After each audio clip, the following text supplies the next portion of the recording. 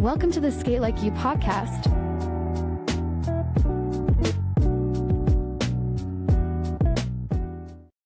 What's going on, everybody? Welcome to another edition of the Skate Like You Podcast. Hey, before we jump into this episode, I just want to say thank you for anybody that's been a long-time subscriber. If you're a first-time listener, make sure you hit that subscribe button. It helps me out a lot. Another thing you can do that'll really help the podcast to continue to move forward and stay alive, check out SK8LIKEYOU.com. Check out the Skate Like You gear. All different styles to choose from. A hoodie, a long sleeve tee, a short sleeve tee, a V-neck tee, whatever you want to do. All of the collections available right now. There's the dope footwear collection, the show off skate crew collection. Whether you're an 80s kid or a 90s kid, it's there for you. And of course, the podcast collection and everybody's favorite, the skate porn collection. So make sure you check it out, SK8LIKEYOU.com. Thank you again so much. Let's get into the episode. What's going on, everybody? Hey, it's Mark, Skate Like You Podcast, SK8LIKEYOU.com. And I am here with the one and only Morgan Weskey. How's it going, Morgan? I'm great. How are you, Mark? I'm fantastic. Thank you so much for being on. I appreciate it. I'm excited to be here. I can't wait to start talking. Cool. Yeah. So it's funny. We have to talk about this because, man, when I tell you that I really believed like I would be just messaging you for a few months through 2026. And the fact that like I literally just put that out there, right? And then I randomly I opened Instagram and I think I scrolled 2 or 3 things and you had just put a post up. You just put a post up and I commented and I was like, hey, I'm just letting you know. I just announced this. And then you responded and within 24, 48 hours or something, but I really believed that, I'm gonna have to message her a bunch, whatever. But you were so cool, so gracious. Thank you so much. Yeah, of course. If there's like a stigma out there that that it might be hard to reach me, it might just be because I don't open my DMs and I don't open Facebook Messenger. Just because it's a lot. There's a lot of apps, and then if my friends want to reach me, they have my phone number. If someone has like a business inquiry, they can go email me. I have all that in there, but it's just like there's so many different social media apps now. I don't even open the Dance Gate, and finally, God, this took me forever. I figured out how to do an automated email DM for Dance Gate. Because like my personal one, I get a lot of DMs, but even Dance Gate, I get a lot. And then if I open one of them, it's like an ongoing conversation with like a million people. And there goes like a few hours of my day. I said a million, I'm exaggerating. But so I figured out how to do the automated email or DM. And I was excited about that because I realized people have gotten offended in the past if I don't open their message, because I have at times open messages and have found out people were like really offended because I just didn't see their message. Like even on Facebook Messenger, there was one time I got on there and I had like one guy who had tried to reach out to me several times and then I never responded because I don't open my messages. And he's like, fine, fuck you, blah, blah, blah. And I'm like, whoa. Easy, dude. Yeah. Yeah. It's just, but the fact that you left a comment, I saw the comment. So then I was like, yeah, cool. And then that's where I saw that you had DM'd me. That's dope, man. And it's funny too, because it's weird, man, how it happened real suddenly. Like, trust me, I don't have nearly the following that you do, but I mean, it's funny how quickly people, that kind of stuff starts happening in the sense where, especially with this, because, this is like an hour and a half a week that I put this thing out. And you probably experience this where I'm sure you do, where people can kind of feel like they know you. You know what I mean? Like really feel like they know you. And that's good in a lot of ways, but then in ways that I wasn't prepared for, having kind of those same experiences, where people would be like upset, like, what, you don't respond and I always tell people, because people automatically assume, because I go to a lot of shuffle events and skate events and stuff throughout the East Coast, and people assume because I do this that I'm going to be super outgoing in person. But Right. when we're breathing the same air, I can get real awkward. You know what I mean? So, Yeah, that's but funny. Like I can kind of relate in a way where I am an outgoing person, but if I am skating at a party, like I literally love skating. Like when the music's good, don't interrupt my flow. mm, Please don't interrupt my flow. And most people have that sense of etiquette to know that, but some people who only skate to like socialize, hmm they don't have that etiquette. They don't, because I don't think they understand like, oh, someone is feeling the music. Like, don't interrupt. You know what I'm saying? mm. Here to like feel that music because I love to dance and I love to skate. Like if the music's good, so I can kind of be that way too. So if anyone's like trying to pull me, like talk to me and stuff, it's like I don't want to be rude. I get it, but I didn't come here to socialize for an hour. I literally came here to skate. Yeah, yeah, and it's funny too because it shouldn't be that much of a surprise though, right? Because this is what you do, right? But it is, you know. So I let before we jump too far ahead, there is one question I ask every single person I have on the podcast. Okay. Do you remember the first time you put on skates or skated? Okay, so I grew up in Chattanooga, Tennessee. I've been in Los Angeles for almost 11 years now. And the very first time I can't, but I believe it was at in 1998 at Hamilton Skate Place. It had just opened up, but no, there was times before that because there were other skating rinks in like North Georgia and Skate and Jake's, Roller Coaster Skate World, which had a horrible floor. Hamilton Skate Place opened up in 1998. I knew the owners. I was there minimum twice a week, if not four times a week. Um, like Tuesday nights were cool. Thursday nights was Christian night. Friday nights, Saturday nights, and Sunday from 1 to 5. That's crazy that I knew that. That's how obsessed I got with skating at Mm-hmm. Hamilton Skate Place. And I got my own pairs of roller skates of Rydell's.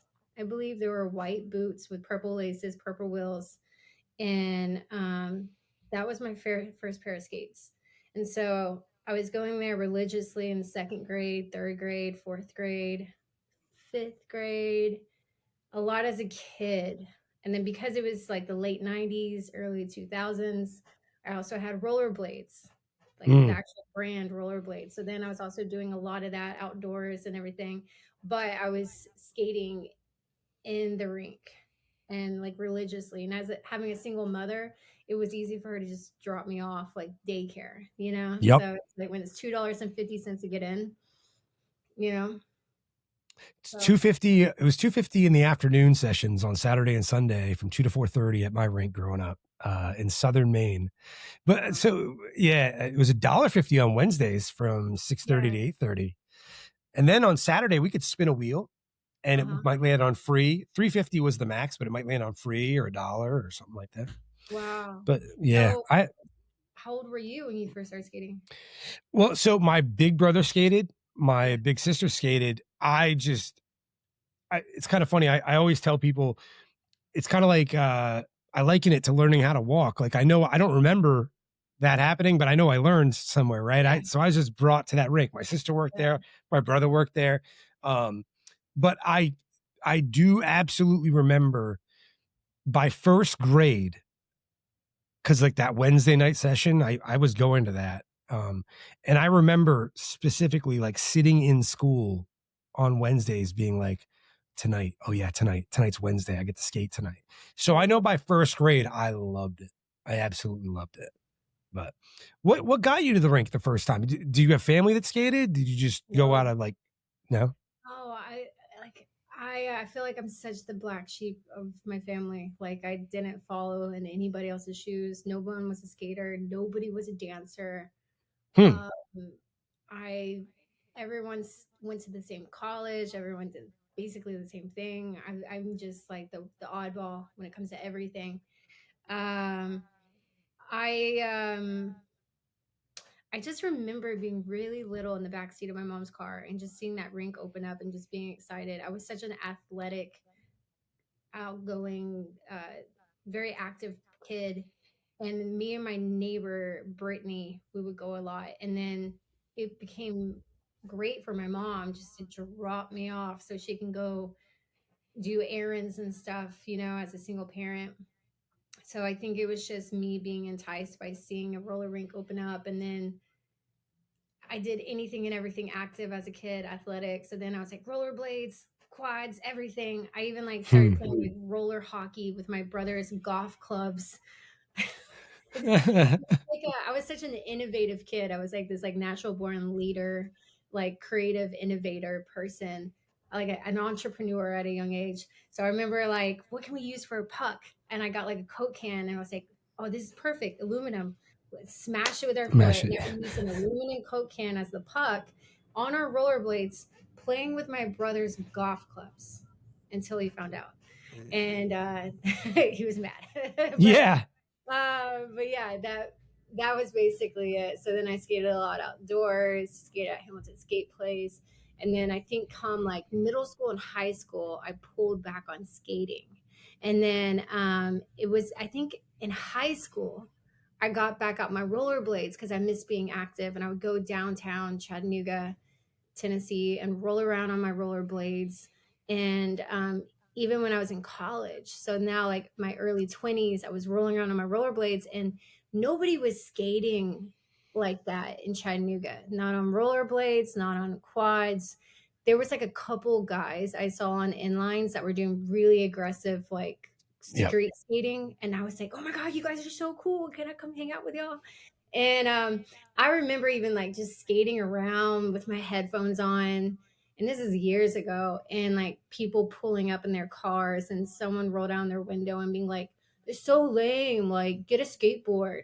Like they would just compare inlines or quads to skateboarding. And I'm like, yo, all wheels are fun. Mm-hmm. And I just hated, I was such like an oddball growing up, like doing what I wanted to do in disregard to whatever the majority was doing. So it would piss me off like how sheeple people would be like, oh, just skateboard because that's the trend. And then years later now roller skating's trending more and it's like cool. But I just remember like it not being cool. And I can't tell you like how many times being like, well, now you got to go tell your parents that you're gay. Like people like make fun of skating all the time. And I would just that was the joke. Literally, I've heard people say that joke. What's the hardest part of being a roller skater? You got to tell your parents you're gay. Like I literally heard that so many times. And then I get to a point to where now roller skating's cool and trending. So then everyone back in Chattanooga is like, oh yeah, that's so cool. Morgan's so cool. When really there was a point where I was not cool because it wasn't cool. Skateboarding was cool, but we're talking about like 2010, 2011, 2012, like even 2007, and people just being like, quads and inlines, they were just like, why? That doesn't make sense. Yep. Nobody does that here. That's not trendy yet. 100%. I mean, so a couple things there. One is I totally get it. Like I've talked to a few people about this recently or lately about how awesome it is, like with the park skating nowadays, and these women like just killing it in like these pools and half pipes. Yeah. But I remember I had these conversations and think to myself, man, if I would have shown up at a skate park, like when I was a teenager, my quads, it would have been a wrap. Like that would not have been okay at all. But they're doing amazing things. But there has always been a stigma when it comes to quads, even to ice skating, right? Yeah. Like, I mean, growing up in New England, I mean, I played ice hockey, and I remember one day when I was a little kid, I like about halfway down my street, there's a family down there, and two of the kids are a little bit older than me, but both these boys and their dad, they played ice hockey their whole life, but they were out in the street just smacking a ball around like on inlines, and I rolled down on my quads, and now I'm like 11 probably. And I remember like their dad being like, wimpy wheels, you know what I mean? And so it's always been a thing. Yeah. Another thing I was talking to somebody about recently was how, especially if you're a dude, right? Like that's a whole nother thing, which is crazy because there seems maybe not so much anymore, but like at rinks, at least where like, and I travel rinks all over the place. There it seems like so many more guys than women at rinks in general. Like it's just crazy, like the counterbalance. Mhm. I think it's changing a lot, but yeah, there was always a stigma Yeah. about it. Um, and yeah, somehow I don't know. I guess COVID or what, I don't know what happened, but all of a Yeah. sudden it's cool. It's a cool thing to do. I Right. mean, Right. Which it just goes to show you, like I remember I was so rebellious in like in high school too. I remember I colored my hair blue.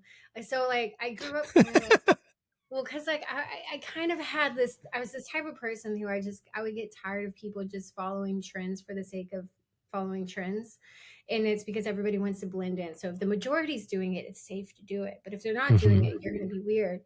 And I would just like it would kill me how people were like that. And I remember like I did cheerleading in middle school, and I did it because there wasn't a dance team, and I wanted to dance, and it was fun. Like I loved throwing people in the air, doing stunts, all of that. But then like come to high school, all the girls cheerleading in high school, they didn't want to like fully dance and do all that because they don't want to mess up their hair. So I realized they were doing it more for a show than for the fun of it. And it was like, and I'd see like all the girls start dressing the same, doing their hair the same. I mean, it goes on and on, like even to this day, like high school girls, middle school girls, they copy and paste each other, like they're carbon copies because they don't know, they're growing. I get it. But like when it gets to high school and you're still seeing that, it's like it would just like make me mad, because it's like mm, because like it's the same thing with quads. Like it's fun, but it's not fun to most until like others are deeming it popular, right? So then like us, I guess we're like trailblazers. So that way we go through the trail to eventually make it like cool and like, oh, okay, now it's cool because there's a trail. Like, yeah.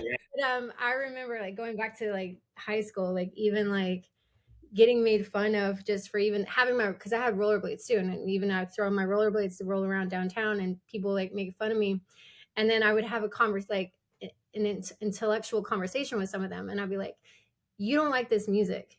You're only listening to this music because it's what's popular. But are you going to still listen to this in 2 years, 5 years from now? If it doesn't stand the test of time, that doesn't mean it's a good. It means it's not a good song." So like I would even get made fun of for even the music I would listen to. Because I would listen like to old throwback tape cassettes of Janet Jackson and Whitney Houston, and it wasn't what was popular trending at the time. So all of this falls into, like people just doing trends. And I think COVID, like you said, had a lot to do with it. And it had a lot to do on my career and my reality as well. Because like everything, because of the media, right? What is pulling in the algorithms for what you're seeing and not seeing, right? Like, you're seeing more people skating now, and now more people are skating.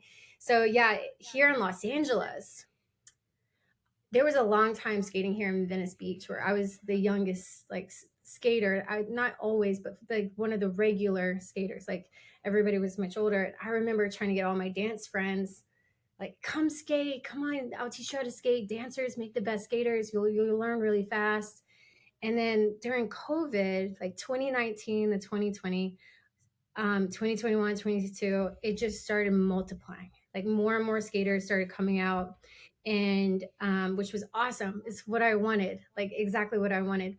But the pivot I personally had to make when it comes to like saying like my career was that I became a full-time skater in 2017.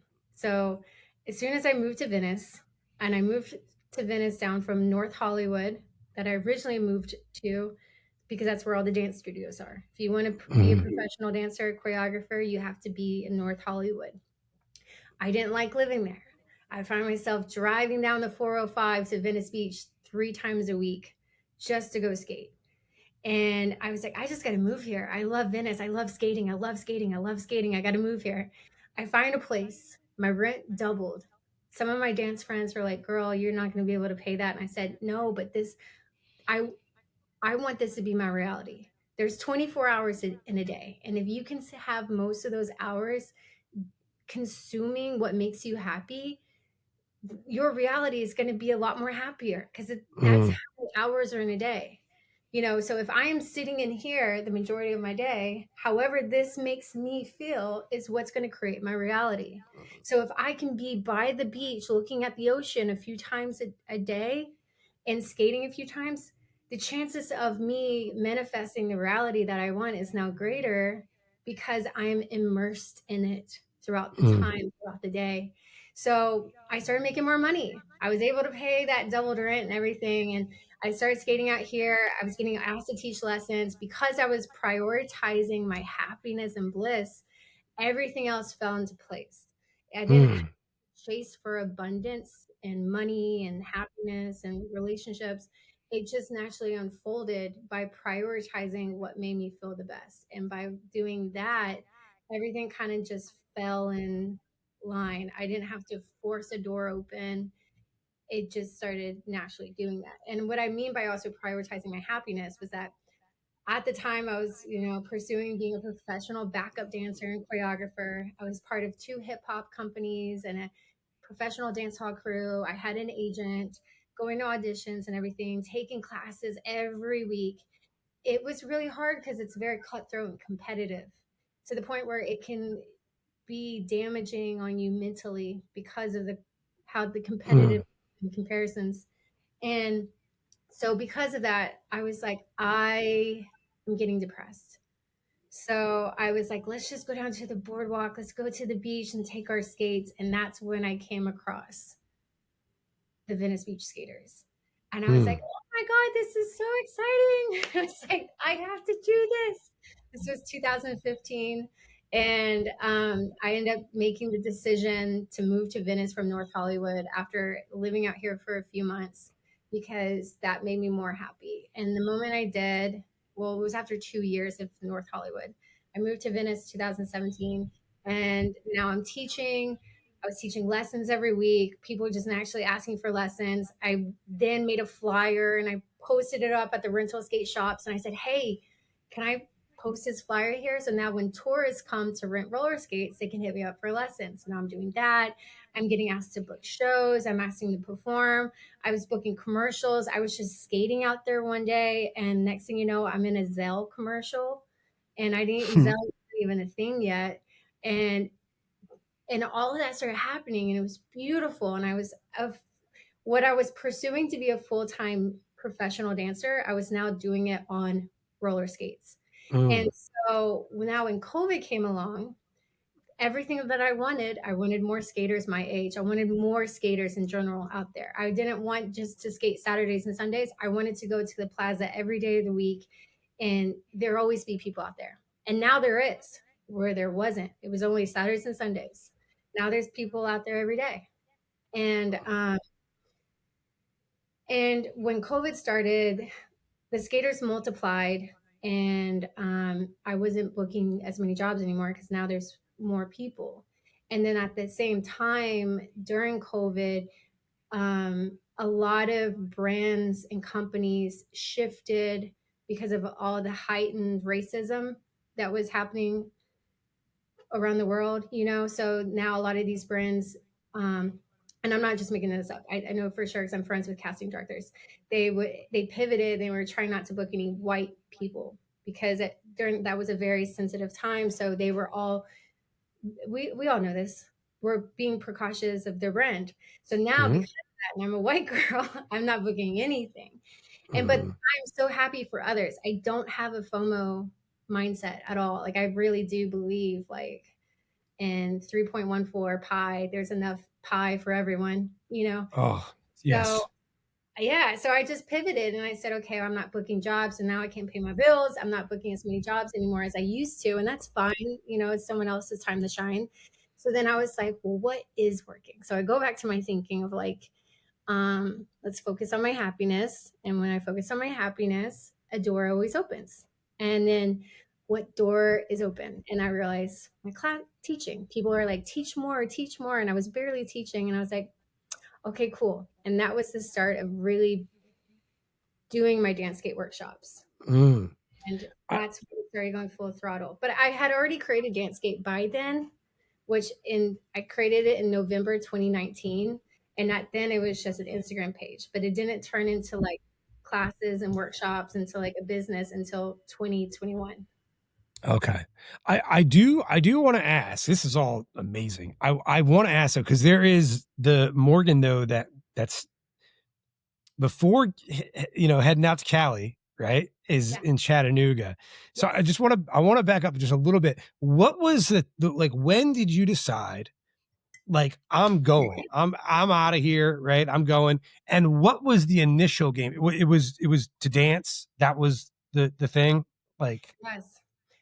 So there's a lot of things that went into conjuring that mindset. There's a lot, mhm. not just like one thing, but a lot. So okay, so all right. So I think it was like 2013. I went through a breakup with my first boyfriend. We had been living together. He moved into my apartment. Then he lost our dog, and it was just. And then after he had moved out of my place, I wasn't making as much money anymore. So then I got rid of my apartment and moved in with a couple of friends. So I had a new apartment. First love gone, which we know how that is. And then my dog's gone. It was a lot of change at once, and I was feeling kind of depressed. So me being like a solution based person, like, what's the objective? To feel good. How do I feel good? I got into meditation. So as early as 2013, I got into guided meditations, and I'm a Christian too. So prayer, all of that, which prayer is meditation. Um, so I got into guided meditations, which you listen with headphones, and this Kelly Howe was her name. She talks you through. So you try not to fall asleep. So you're like right in between sleep and awake. And the guided meditations like help you to like unlock your unconsciousness, right? To help Mhm. you, um, change your mindset, change your reality, which is what God also, I believe, intends for us too, to, have the right mindset, live in honor, live in, having the fruits and gifts of the Spirit. And as I started meditating and I'm trying to figure out what do I want to do with my life? What's my purpose? I just experienced a lot of change, right? And I went to school, which I got to tell you about that too, but I went to school for and what all I did, because it all comes to what I'm doing right now. It's like everything Mhm. came to fruition, full circle. But while I was doing guided meditations, I kept like seeing and feeling the word dance, right? Dance. And I realized I've been a dance teacher since I was 19. I started right after high school. I was teaching at a lot of dance studios. When I was in middle school, high school, I was the one choreographing everything because I just had not only a passion for dance and choreography, but I had an innate gift. I had a talent for it. And I was choreographing it. I was on the dance team, cheerleading team. Immediately after high school, I was asked to choreograph their competition pieces, jazz, kickline, hip hop for like the middle school and even other surrounding schools. I was getting offered to teach at dance studios. All of this naturally happened. I did not once like apply or, hey, can I have this job? Can I do this? This was stuff that was just kind of like, there it is. So while I'm meditating, this is a few years later, and at this time I already went to college for my video production, digital media design. And I already did a lot of cool things, which I will talk about how that corresponds with everything. Because I did all of that because my passion was to make dance videos. Mhm. I want to make dance videos. So then I learned how to do like videography and producing and all of that. So then now, a few years later, it's 2013. I'm doing my guided meditations. And then I just keep seeing dance, dance, dance, meaning like that's always been an open door. And I use this reference a lot. Happy Gilmore so badly wanted to be a hockey player. But he was like, you're a golfer. You're a golfer. You're a golfer. Here's an open door. You don't have to force this one open. Just walk right through. Mhm. Here's the clubs. Here's the money, And that's when I realized that, God was sharing with me, like, that's your purpose. And I already went to college. I got my college degree in digital media design and video production, but I was doing a sales job and I was waiting tables as a server. I just never really thought dance would be like an actual career. It was just like teaching on the side and doing that, right? I never took it seriously. But then I had to realize, like, take the stigma, the conditioning that we've been brought up in of like, don't ever try to be an artist. Don't, that's not real. Like, this is real. This 8 to 5 job, this is real, which, I mean, that's real too. But like, we're conditioned to only think within these perimeters. And then it's irresponsible to Yeah, try and pursue anything else. Like yes, that's the thing like that I had to get over with, especially dealing with the rest of the world, yeah, where it was like, it's not just, not, it wasn't just not taking this safe road. It's like you're making an irresponsible decision. The yeah, odds of you being able to do anything else, you know what I mean? Like all that, like the world tells you what you're doing mhm, is wrong because you're making like irresponsible decisions. The odds, mhm, so this will never happen, and all this other stuff. And mhm. yeah, anyway, sorry to interrupt. I just 100%. Like, I remember even just going to school for what I did. Excuse me. Mhm. A family member was like, "Oh, you're just going to be a news anchor?" And I was like, "No, no, the media is the future. There's so much more to do with the media." Like, my degree is called digital media, and and at this time, like, social media was becoming new, and I took a class, and I'm now technically a social media strategist, and I have run a lot of social media for people. But the goal was to learn how to do all the video stuff because I wanted to visually put my dance on in videos, like make my own dance Mhm. videos. And so now I'm meditating in 2013. And as I keep seeing that, I'm like, okay, well, then I just need to focus on dance. That's the gift that is given to me because it's evidently there. I'm not forcing myself to be a hockey player. It's like you're a golfer. Like, you know what I'm saying? Yeah. So I was like, okay. So then I got a journal. I have a lot of journals. And that's when I got really deep into like doing affirmations. And then I would use my journal as a way of like writing down I am affirmations, but also writing in like everything that I want, desire, putting it down on paper and just focusing on it. Cause like you have 24 hours in a day, whatever you consume the most of becomes your reality, right? Living by the Mhm. beach, that's not my reality. What Yeah, I'm gonna double it in rent, but if I can have this more of my reality, I'm sure my reality will generate more money. So the same thing, I start writing in my journal, writing all these positive affirmations and figuring like, all right, so if dance is this open door, what all do I need to do to dance? And then I'm writing it down. What can I do? And I was like, go to Atlanta. No, I've already trained in Atlanta. I'm 2 hours north of Atlanta. Done a lot there. But then I was like, where are the people that you've liked watching that dance? So at the time, I'm watching a lot of people on YouTube, and they're all in Los Angeles. I'm like, oh, okay, they're in Los Angeles. So now I'm like focusing, not just like forcing something, but focusing on what intrigues me. That's your bliss, right? And so I'm like, okay, well, they're in LA. Ooh, they're in LA too. They're also in LA. So I just need to go to that studio. I need to go to that studio. Okay, now how do I get to LA? And then now I'm like, when do I go to LA? I was like, I'm going to go to LA in 2014. So it was 2013 at the time. And that was my goal. I was like, I'm going 2014. We're going to go to LA. We're going to pursue this. And if it doesn't happen, I just come back. I just always had that mindset. Like this, it's like, so like, okay to have like a plan B. My plan B is like, I can come back. Boom. Okay.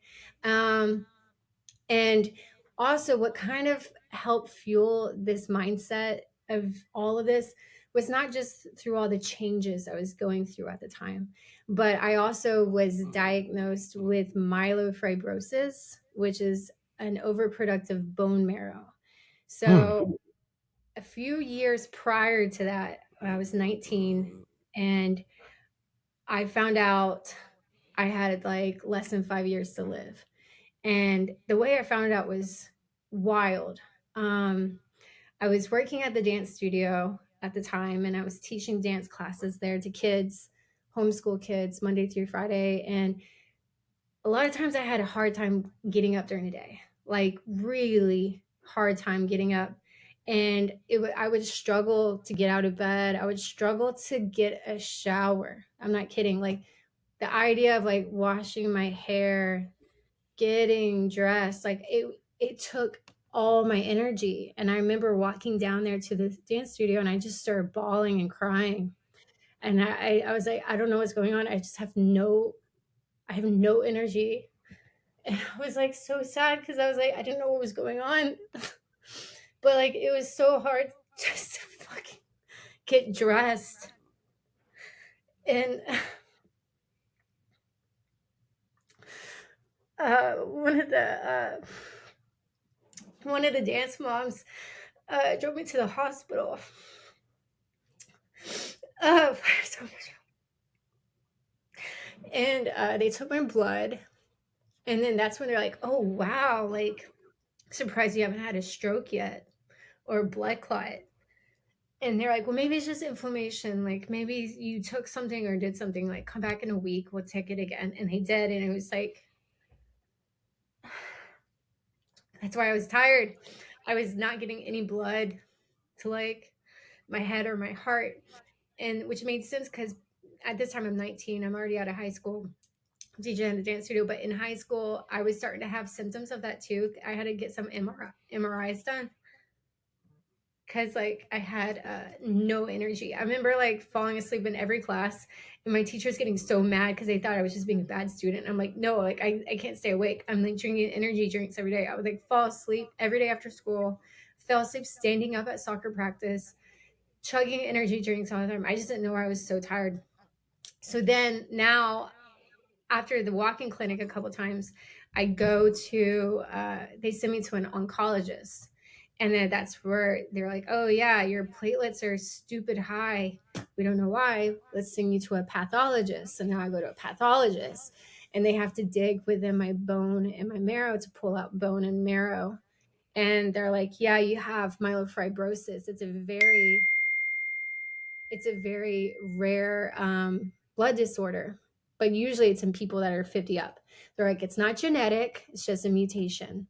And since I'm at a place in my life where I've been through a lot, even like cancel culture, everything. So I'm not afraid to say anything anymore. But like, I think it's from the vaccinations, 1000%.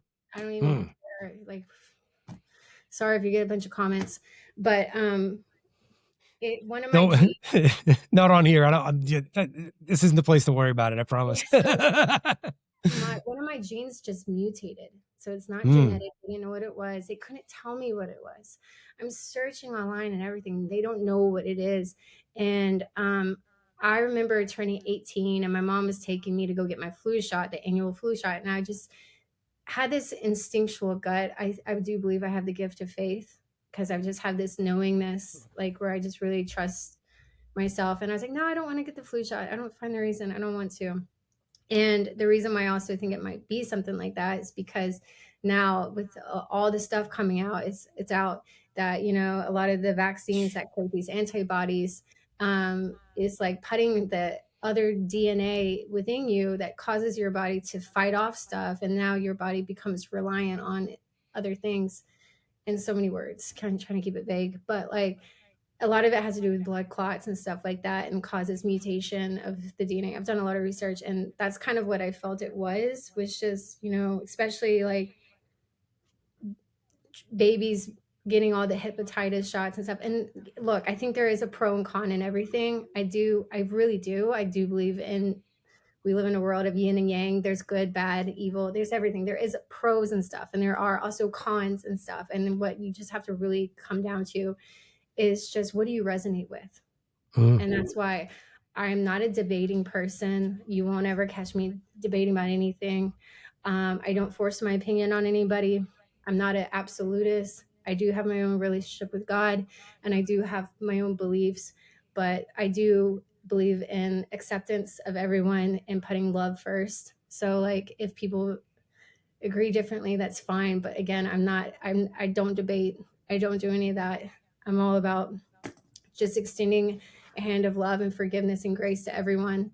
And that is by living by example. But all I want to say is that changed my mindset a lot, because they didn't send me to Vanderbilt. And I was really, really mad at Vanderbilt because I thought they were going to do their own biopsy on me. They didn't do anything. I thought I was going to like go under the knife with a pathologist and do all of that. All they did was their doctor at Vanderbilt looked at the material, the slides from the Chattanooga hospital, and was just like, yeah, you have myelofibrosis. I agree with that, doctor. Yeah. Yeah. If you don't get a transplant, if you don't do the stem cell or the bone marrow transplant and the radiation and chemo, you will die within 5 years. And that's if you survive. You might not survive. Survive. Oh, and also, like, I'm sorry to tell you all this. I don't have a crystal ball. I wish I did. I wish I didn't have to tell you this, but like, even if you do survive, you might not be able to dance again. Right. Quote for quote. I'm not making any of that up. He literally said, I wish I had a crystal ball. I don't. And if you survive, you'll most likely be disabled and not dance again. This doctor at Vanderbilt, word for word, said that. And they say a lot of these things to pressure you into getting this. The reason I was livid because he said all of this in front of my mother. I've always been a really strong person, very strong person. But seeing my mother break down,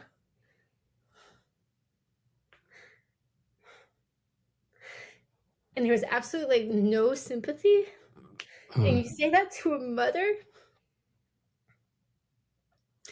like their marriage almost fell apart.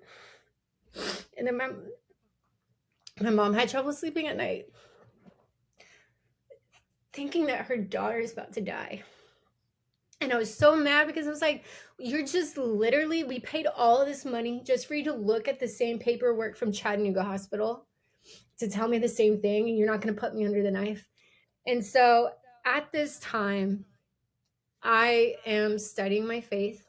I'm literally reading the Bible, and in the scriptures I was resonating with, like, have faith to move a mountain. Why not? I believe it. I really do believe it. Like, that's how strong my faith is. So I was like, okay, like, if you can move a mountain then, you can move a mountain now. And at the same time, I was heavy into quantum physics. I love studying anything philosophical, scientific. I was reading a lot of theoretical physics by Michio Kaku, Neil deGrasse Tyson. They were people who were on my national TV talk show when I was at Chattanooga State. I entrepreneured a position that didn't exist, which I haven't told you about that either.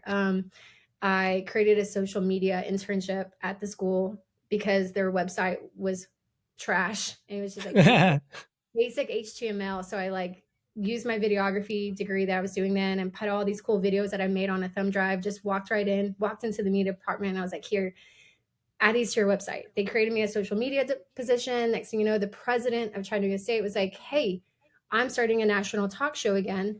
How about we give you a full ride scholarship and you be a co-producer on this? I said, cool, bet. Yeah, I appreciate that. But I also need you to pay me. So the school, I've always been an entrepreneur mindset, like a hustler. But like he gave me a friend. I was 22 years old. I had a desk there. I was getting a full ride at a community college, and I was getting paid by the school. So I was a co-producer on a national TV talk show called Face to Face that was at Chattanooga State. And we had people like Neil deGrasse Tyson, Michio Kaku, and others there. So being someone who was already really into science and quantum physics and philosophy, I love that. And so now because of what I've been going through, I'm studying my faith also in the Bible and believing and hearing in quantum physics that time doesn't exist. The present and future and past are in one. So now I'm trying to make sense of this. The Bible essentially kind of says something similar, that if you are healed then you are healed now. So by bending time. So then I'm trying to like understand, and they're both saying the same thing, right? How do I believe this? How do I make this? How do I make this real for me? Because I can't just say a lie. I have to believe it for it to be true. And as I started studying all of that and trying to make sense of it, I was understanding that by speaking that you are healed now and by believing it, then you can be healed then. And so after a lot a lot of time through the highs and lows, the idea that I'm about to die. That was hard too, because some of my family members did tell several people, so word got out. And that was a difficult time, because now I'm competing with a lot of negative beliefs of me.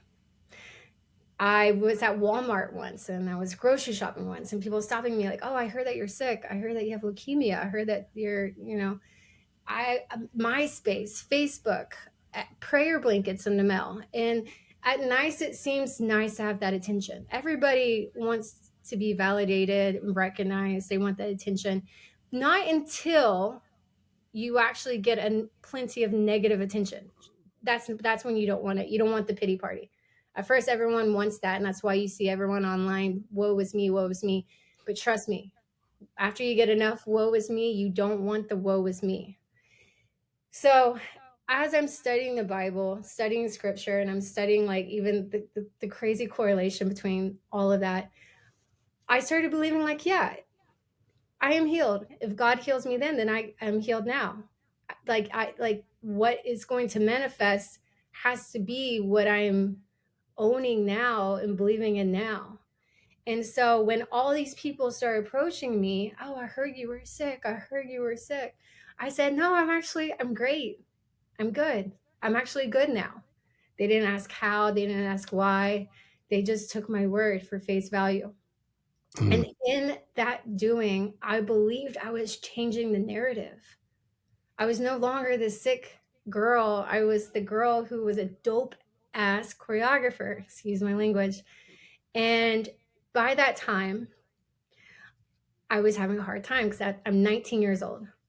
So I'm already living on my own. And I was at home, and I was praying to God, and I was asking, am I being an ignorant 19-year-old?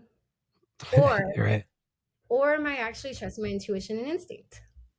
I was like, well, I don't think I've lived long enough to collect enough data to put a good hypothesis together.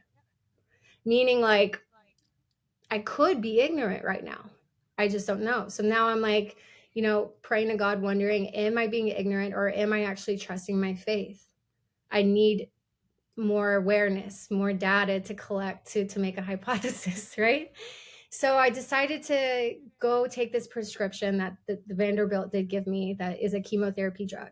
I went ahead and get it, because I know my family is going haywire at the moment, because I'm like, no, I'm not doing it. God's going to heal me, right?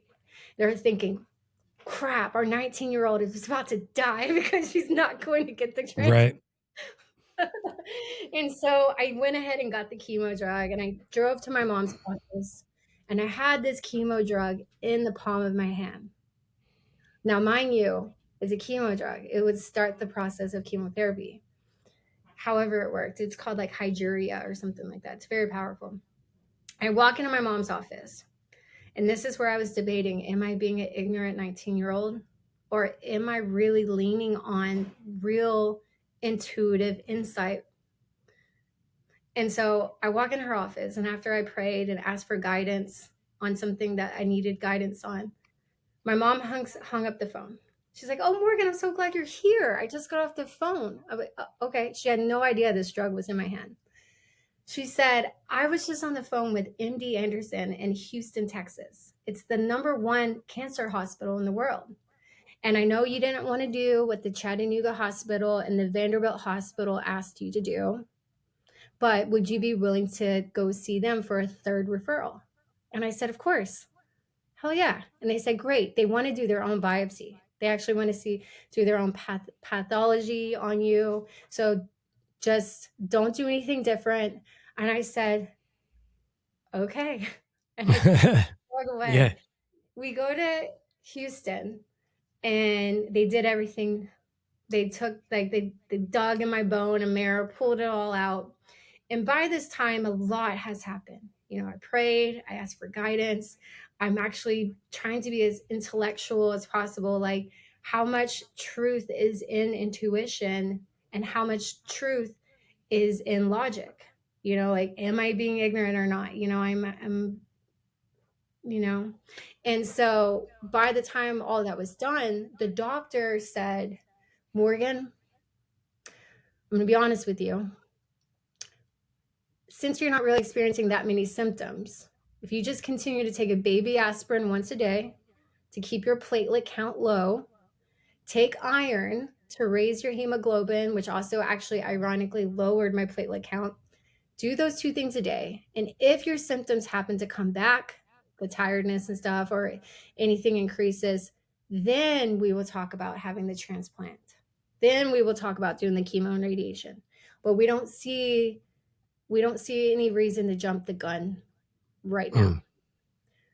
And ever since then, my platelet counts have come down. My hemoglobin has came up.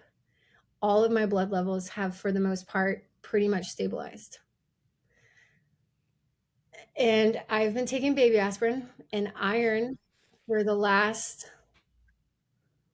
I guess I'm going to say my age, 18 For a few years. Okay. Yeah, for a long time. So I have lived past, I'm in my 30s. I have lived past my life expectancy. And it's a wonderful thing. So going back to 2013, the mindset of possibly not living long and going through the deepest of the depths, you know, there can only be the equal opposite, the highest of the high. So I'm like, when you're living like that and you've gone through so much at a young age, emotionally, mentally, spiritually, physically, it just makes you even more so validate the reason to do what makes you happy. And so I was like, I've been meditating, dance is coming full front to the front door. Dance has always been there. This is what I believe I'm being guided and led to do. And as I continue to get older, yes, you want to lean into intuition and insight and into logic. But honestly, the only way your intuition can sharpen is with more data. Yeah. Like fine tuning a dial.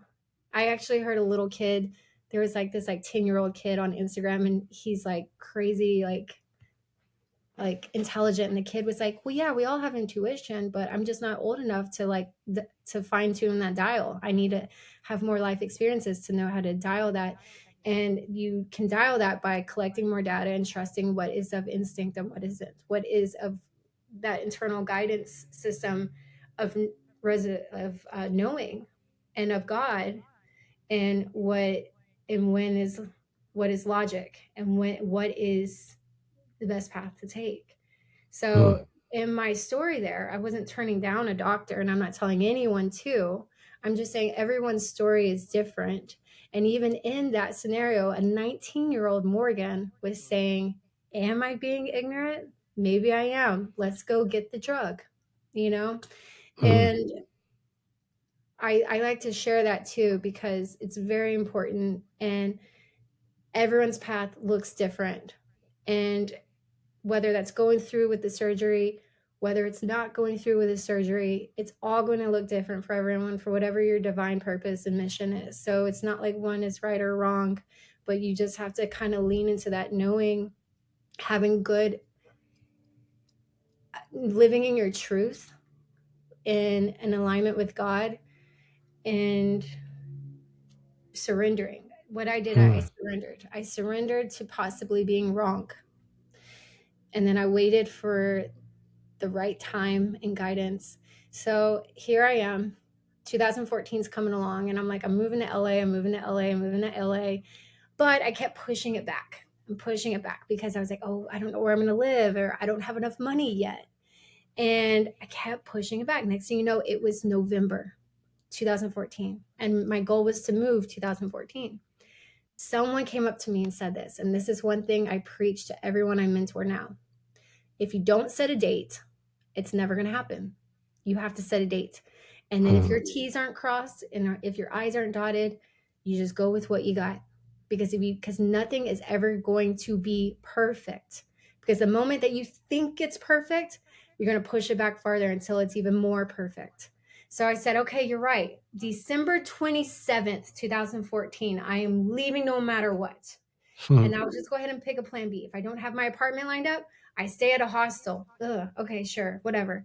I I I do this job or this job waiting at this table, being a server here, but I actually was able to find another logistics company to work remotely. So I was working remotely for a logistics company, and I found a roommate last minute. And then I moved to the Valley, North Hollywood, and I left when I said I would. I picked a date and I did, and I left December 27th, 2014. I got rid of everything, gave it all to my furniture away, and then I packed up my little Toyota Camry and went by myself. So excited. So excited. And I didn't even know where to get started. So I just said, what do I do? How do I do this? Well, just go with what you know. Those dance studios, those videos. Okay, I'll just start going to those dance studios. So I did, and I started taking classes. I started training. And then that's how eventually I got an agent. It's a long process, headshots. Then you need reels. Then now you're submitting on casting calls and you're going to auditions. And then you have to keep training and taking class. Then you're getting asked to audition for a dance company, stuff like that. And then I went down to Venice Beach one day just to skate because I was getting all tired from the dance industry. It was like taxing at times. And that's where my bliss came back. And I'm like, oh my God, this makes me so happy. And I started skating every day. And I fell in love with skating. And I was like, I can't wait till I get better balance so I can start dancing more. Because when I grew up skating at Hamilton Skate Place, the only dancing I did, what they called there, was trucking. But I know everywhere else it's called shuffle skating. Because every time I explain it, they're like, trucking, what's trucking? I was like, that's just what they called it there in Tennessee or at that rink. But I found out everyone else calls it shuffle skating. So then now it's 2015. I'm skating down there. I'm a professional dancer. I already had choreographed for Warner Brother Records, and I got so many cool dance jobs, right? But now, 2016. But there was a break in skating though, right? For a while. Is that what you're saying? Yes. From like most of my 20s. Yeah, but no, because I moved out here when I was 26. Yeah, so yeah, there was like a break there, like mostly in high school, college, but I would still like go and do it outdoors a lot. But I wasn't like fully dancing because I didn't know that was really a thing. I thought it was just like forward skating and backward skating. I never saw artistic. I never saw jam. I never saw it. I didn't know jam skating was a thing. I didn't know artistic skating was a thing. I tell you, all I knew was like trucking, AKA shuffling. Yeah. And so then when I moved out here and I saw people doing like stuff, like in Venice Beach, they do more stationary skating. That's like the Venice Beach style. And I think because how that style was created here in Venice versus LA style at the rink, it's because a lot of the skaters back in the 70s, 80s, and 90s were like dancers because it's Hollywood, it's LA. So it's incorporating a lot of like even breakdancing, but I don't think they didn't call it jam skating, floor work with like big dance moves, and then incorporate that with skating. So that's why Venice had always had more of the middle work, center work style. And next thing you know, as I'm going to dance auditions, 2015, 2016, 2017, I start taking my roller skates with me. And so now at these dance auditions, you learn the choreography and you perform the choreography at these cattle call auditions, like thousands of people auditioning. It's horrible. And after that, they have a specialty. So they're now like, all right, that's the choreography section. Now, if you're a specialty, you can audition, which was always a smaller group of people. It was poppers and lockers, all freestylers, contortionists, gymnasts, right? Anyone who has crazy tricks. And I was like, oh, I got my roller skates in my trunk. I went and got my skates and I would throw them on. I was not good. I didn't know what I was doing. So I was like dancing on top of my skates. And that's when I actually first met Candace Hayden. and Trey Knight. They were performing a lot together at the time. They were like partners and both like world champion artistic skaters. And they had this crazy trick where they both have a neck brace on and they're connected at the neck brace. And he's spinning around like this and he's twirling. I was like, whoa, what am I doing here? But yeah, I just started taking my roller skates to even acting auditions. I took my skates to an acting audition once and they were like, what are you doing? Take those off. They actually got mad at me. I was like, sorry. Improvising. Yeah. But you're setting yourself apart, right? I mean, apart. And honestly, a lot of good came out of that. The directors rewrote a lot of scripts after they saw I could skate, and they're like, oh, I like this. It's happened so much. So most of it wasn't people looking for skaters.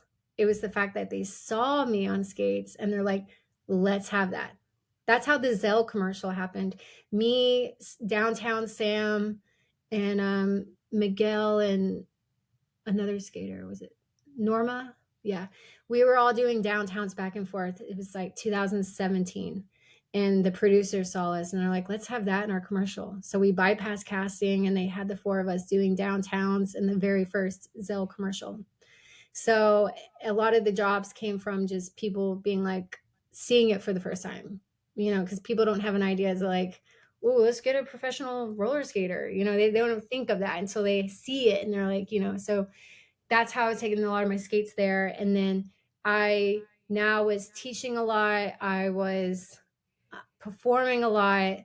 2017, 2018, 2019, right before COVID hit, I got a phone call. I was in Vegas performing with LA Roller Girls, and I got a phone call from an assistant of a huge choreographer. They said, Morgan, are you available next month to drop everything you're doing and to go on tour with Dua Lipa? Because you're a dancer and a skater, we'll have you in some dance numbers, but also doing some freestyle skate numbers. And it was going to be me and Danielle Hawkins. Do you know who that? Yeah, I know. I'm with it. Okay, yeah, I'm with you. Just like name dropping without any context. No, it's all good. Danielle's also a professional dancer and skater, and she had like referred me, I believe. And so I was like, yeah, this is great, because the apartment I was living in at the time, the lease just ended. And I had put all my stuff in storage for after the Vegas show I was like skating and performing in. I was going to go find a new apartment. On the last day there in Vegas, after getting that phone call, I'm about to go on tour with Dua Lipa. Like everything I wanted to do living in LA as a dancer, I am now doing on wheels. So I'm like, everything's manifested. It just didn't manifest exactly like how I thought it was going to be. I thought I was just going to be a dancer. I didn't know I was going to be doing it on skates. And so I was so excited. But on that same day, Las Vegas shut down. COVID hit. And it was wild, out of all the places in the world, to see Vegas shut down. Casinos empty. Like this was like, it didn't feel real. It's like The Stand. You see that crazy, yeah. So I go back. So now everyone's starting to wear masks, and I'm like, do we wear masks? It was like slowly becoming like a thing. And I go back to LA, and I was like, well, great. I don't have to get a new apartment because I'm going to go on tour. But now the tour is getting postponed a couple months. It's like, crap, what am I going to do? So my buddy, who was like one of my skate mentors, D Upshaw, he had a guest bedroom that he rented out on Airbnb. So I hit up D, who was like a wonderful skate coach of mine, who's like one of the original skaters in Venice. And I rented out his Airbnb for like a couple months. And I was like, I'm only going to be here for a little bit because I'm about to go on tour. I'm so excited. And eventually I get a phone call that the tour was canceled because COVID kept progressively getting worse. And I was like, I don't know what I'm going to do. I don't know what I'm going to do. So finally, I was just like, well, all my stuff's in storage and I've been staying in this Airbnb. I can't stay here forever. Let's go back home and visit my family for a bit. So I packed up my car and I drove across the United States to Tennessee to stay there for a little bit. I drove across the United States 3 times during COVID. Hmm. It was an experience every time for different reasons too. Right before all of this had happened, right, like it was like right before COVID, I had started Dancegate, by the way. And at the time, it was just an Instagram page. And I say this pretty confidently because I'm pretty sure I was the first repost page. And I actually had tons of skaters tell me that too, because they're like, Morgan, you inspired so many people here in London. You inspired so many people over here and over here. And they're all creating skate pages too. And when I had started this right before COVID, I was using my videography background to create episodes. Dancegate episode 1, episode 2, and I would interview skaters, and some would do tutorials, some would just be an interview, some would be like Q&A, some would just be like choreography tutorials, right? I did one with Candace, Nicole Fury, Jimmy Rich, Buck Wild, Dee Upshaw, Kim Manning. And then that's when COVID hit. So now I can't really travel and film, right? And then I was also about to go on tour. So I was like, okay. So then I was creating it into a repost page, and I would just, now I'm like, we're all locked up during COVID, so I would just sit on my butt. And this is right before I left for Tennessee, so I'm kind of like going here and there. I started like looking for really dope skaters everywhere. And I would like find really amazing skaters in like pockets all over the world. And I would repost them on Dancegate and I'd credit them, tag them, of course. Everybody loved it. There wasn't anyone who was like ever upset. They were like, oh, wow, thank you. Dancegates, there was days I was getting 1,000 followers a day. And Dancegate started blowing up during 2020. It blew up so fast. And then I started doing something called takeovers. So then I would ask all these wonderful skaters I'm like recognizing and finding around the world, do you want to, I'll give you my password and you go live on my page and you teach her something. And I had people like Miss Camille, I danced soloed, everyone. If you go to dancegate.com/takeovers and you'll see all the flyers that I had made for everyone who was going live on Dancegate. I even did live roller discos and it was doing so well. And again, everybody had their skaters in their city, their state, their country, but Dancegate was like the page in 2020 where you would see skaters from Colombia, Tokyo, South Africa, Philadelphia, Chicago, Oakland, Miami, Kansas, Russia, Chile, Brazil, on and on and on, because I would do my due diligence and search. And Right. then everyone was like, holy shit. So then I had some of them skaters go live multiple times. And one of them was Storm Skater from London. And she said the sweetest thing to me several times. She's like, Morgan, like nobody in the United States knew who I was until you. Like you've given me this platform, this opportunity to go live on Dancegate 5 times. And, you know, my following grew from it. A lot of people's following grew. A lot of people got, and I'm not like taking like credit for everyone, but I'm just saying that a lot of good came out of this during 2020. A lot of people got a big following. A lot of people grew because of the recognition and the platform that I gave them during 2020 on Dancegate. During that time, as Dancegate is blowing up, I start blowing up even more too. And even before then, I was already becoming pretty recognized on the internet because I was posting content because I knew how to do good video editing and filming. And before reels, before there was music, I knew how to like illegally strip music and actually create my own reels. So I was actually doing pretty well on social media before COVID. And SureGrip even sponsored me, and SureGrip was posting my own stuff, and I was going live on SureGrip. And so now with starting Dancegate, I start blowing up even more too. So right during the time I started traveling, the United States because the tour fell through.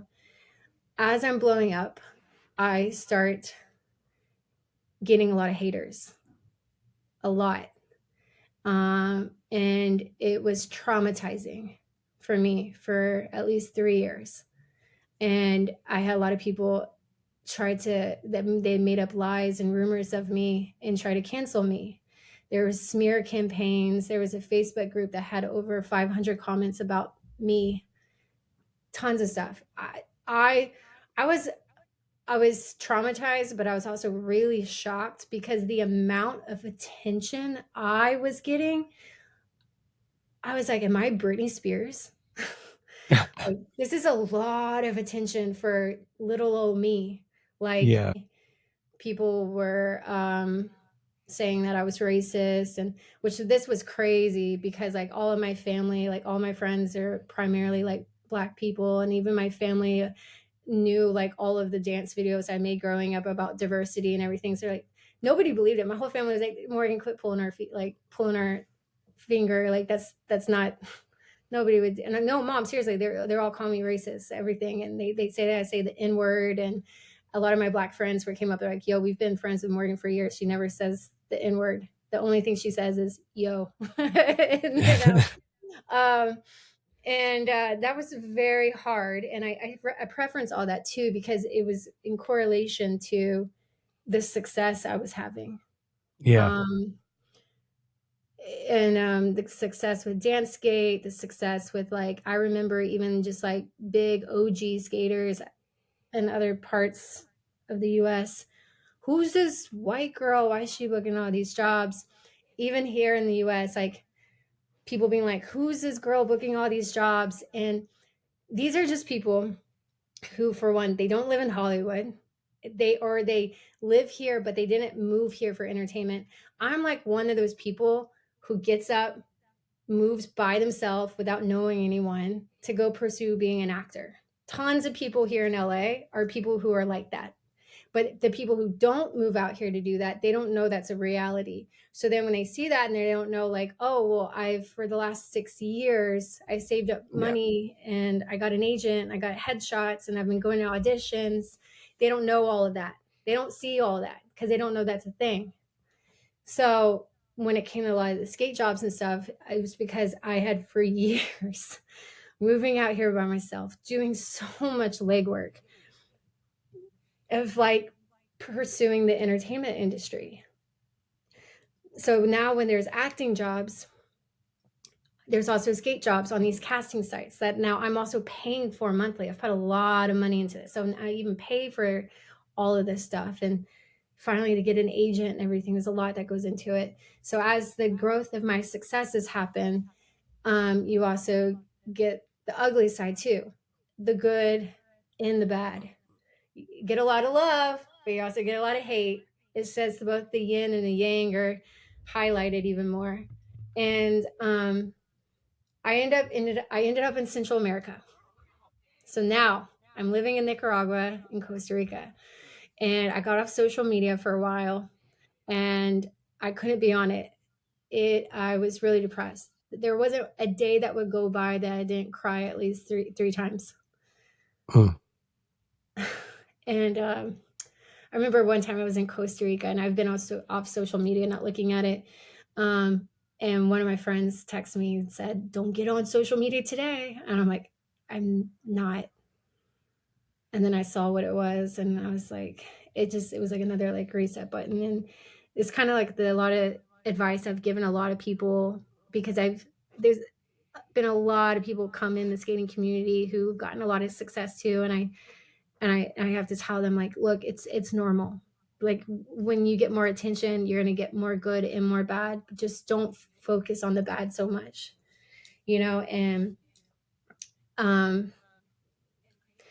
and like my like second mother, who's like my spiritual advisor, who's like a wise Christian. And she said, Morgan, just ignore it, because as much as you try to share your piece and they don't answer the phone, they don't acknowledge your text messages, they don't, they're just being loud on the internet. You should, like, the more fuel you'll give it, it's like feeding the devil. It's like and that's what it wants. So it's like the best thing is just to ignore it. And I was like, okay, like focus on the bliss, focus on what makes you happy, right? So at this time, I had already driven back to Tennessee. I get an opportunity to come back to LA to choreograph a movie and a music video. So I come back to LA for 3 months, drove back across the United States again. And I started getting more successes. I'm choreographing a movie, a music video. It's great. It's still in COVID. It's like 2020, 2021 now, right? And I'm kind of jumping around because I didn't finish the Nicaragua and Costa Rica. There's a lot of traveling that happened during this time of COVID. And the cancel culture kept happening for about like at least 2 years straight. So every time it would die down, like boom, again. I don't know, boom, again. Like I got beaten up so much. And I remember I woke up one day and Janet Jackson had posted me on her page because I made a post about her, and my caption was like, my goal of moving to LA was to one day dance for Janet. But if that day doesn't come, I'm still not going to ever stop dancing for Janet. And she reposted my caption and everything. And I was like, oh my God, on a high, like, oh my God. Right. But then again, like I'm getting so much success, but also a lot of hate at the same time. It's just calm down, both of you. And I started getting really depressed again, and I was laying in bed, and I had to ask myself the same question I've asked myself so many times through meditation, through prayer, from myelofibrosis. What makes Morgan happy? What's the open door? Where's the bliss? And I said, get back in that car and keep traveling. So I got back in my car, and I was making good money at the time. I wasn't really teaching yet. The workshops didn't start blossoming yet, but I was making a lot of money doing video editing for a nonprofit kids dance company that I would use to teach dance for. And I started traveling, and I was like, I'm gonna go hit up all the roller rinks. So I go hit up all the rinks everywhere, different skate parties. And at this time, I was already going to a lot of skate parties. Like I skated a lot in Atlanta, uh, I've skated in Philly, I've skated Boston, I've skated all throughout Chicago many times because I was in Chicago for a month for a kids or that Disney show Saturdays. But I just started traveling again, going to all these different places. Sorry, I thought someone was at my window. And that just made me happy again. So I just started traveling, doing all that. And then I think that's when I ended up in Nicaragua for a while. My friend Sojo invited me out there. And she's the one who started the My Skate Pro Nicaragua skate retreat. And I stayed there for about 6 months, and I was making money just from teaching Zoom skate lessons, right? Next thing you know, some girls out of Costa Rica were like, hey, we noticed you're next door. If you want to stop by Costa Rica and come teach some skate workshops here, you can. I'm sure the rink would love you too. And the rink hit me out. They're like, yeah, come teach at our roller rink in San Jose, Costa Rica. And then ironically, my friend Elisa here in LA said, hey, if you make it over to Costa Rica, you can go stay in my house for as long as you want. So another open door. I was like, whoa, all three of them just hit me up.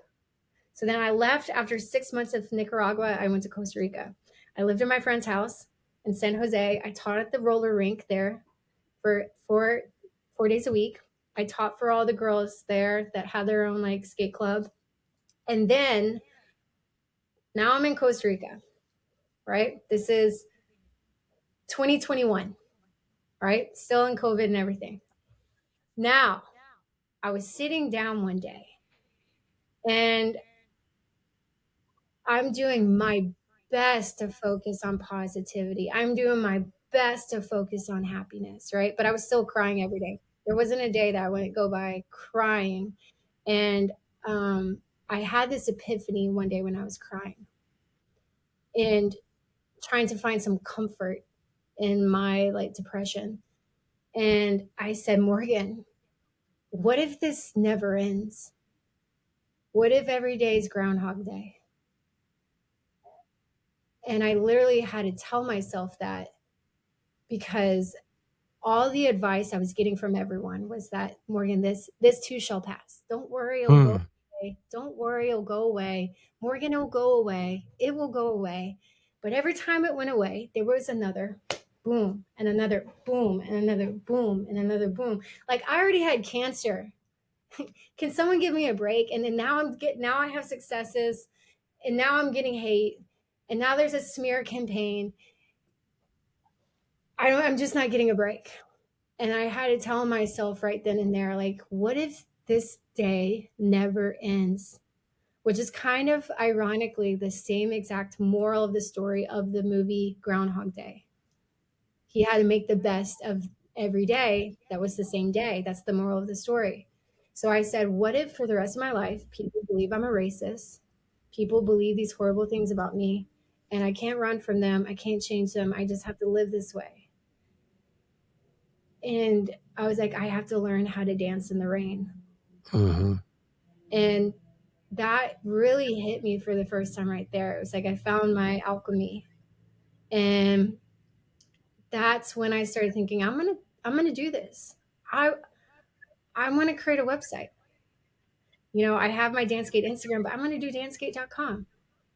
And I'm gonna make some merchandise. I'm gonna make some shirts. And I'm gonna start filming some skate alongs. This was everything kind of gradually came over time, but I was like, I'm going to start posting some tutorials online. I was hesitant because the moment I'm successful was another right. So I was so hesitant because it'd be like, who's this white girl doing this? And why is it a girl? She's white. Who is she? She's too young. She hasn't been skating long enough. She hasn't put in her dues. She hasn't put in her, just any scapegoat, any reason for it should not be me, right? And I said, what makes me happy more than what makes you happy? I was like, I want to do this. I really want to do this. So I created dancegate.com and started having merchandise, and I would put up like a few tutorials here and there, and it did really well. I didn't get as much hate as I thought. I just had like PTSD of expecting it. But a lot of things started changing right then and there because I had that realization of like, what if today is the same day for the rest of my life? And I don't know if it was just that changed the course of my reality, but my reality changed in that moment because I was no longer holding on to the future, holding on to this too shall pass, this too shall pass. Instead, I was like, it might not ever pass, and I have to make the most of this. And around that time is when all the cancel culture stopped. And then I came back to LA. I left Costa Rica. I went back to LA. It's now 2021, and I start my dance skate workshops. I went back to the dance studio where I was teaching dance classes at, which for one, it's really hard to become a dance teacher here in LA. I put in the work and the time to be at that competitive level of being a dance teacher in Los Angeles. That's a long process of its own. Like people don't know how much work I've put into everything. Like you don't just get offered opportunities like that. You have to put in the work for it, and you have to have the resume for it. So then now you have to create a resume. But then I went to that studio. I was like, can I have my skate classes here? And they're like, yeah. So I started my dance skate classes in 2021, as soon as I came back to LA. And they started doing really well. And all of the LA skaters, most of the LA skate community were all coming to my classes. Next thing you know, I was getting asked to travel. So I went to Jacksonville, Florida. I went to Arkansas. I went to so many other places. And the moment I started traveling, people were asking me to come here and there. So then I went to Texas. I went to Chicago. I went to Miami. I went to other places. And then I taught at Skate Love Barcelona 2021, and then again 2022 and 2023. During this time, people are starting to see me travel. They're starting to see my videos. They want it there. They want it here. So I'm getting asked to travel a lot now. But my workshops started doing really well. And it's funny too, because a lot of people were like, well, how are you getting all these opportunities and stuff? Not knowing that some of them I was just selling the tickets myself, buying my own flight. Sometimes people would do that. Like we would negotiate like, all right, you sell the tickets and you just get my flight, or you just pay me this. But for the most part, when I got started, most of it was me producing my own workshops. So then when people are like, well, how are you getting asked to teach all this and that? I never get a bone. Throw me a bone, right? Like, yo, I'm producing most of my own workshops. Like I'm doing the legwork. Like, you think everything's a handout? I was like, y'all don't even know my history. Before I was a skater, I moved to LA to be a dancer. Do you know how much work that, like, so people don't see all the work that goes behind all of this. And so then now I'm traveling and teaching. I'm doing really well with my dance skate workshops. Some skaters from the RSA hit me up. And they said, Morgan, we love what you're doing. Can we follow you and make a TV show about you? So I got followed. They were paying me now. Now I'm getting paid extra money to have a camera crew follow me and create episodes of me called Morgan on the Move. Yep. It was on a platform called Roller Planet, not Planet Roller Skate, Roller Planet. They start to get canceled. And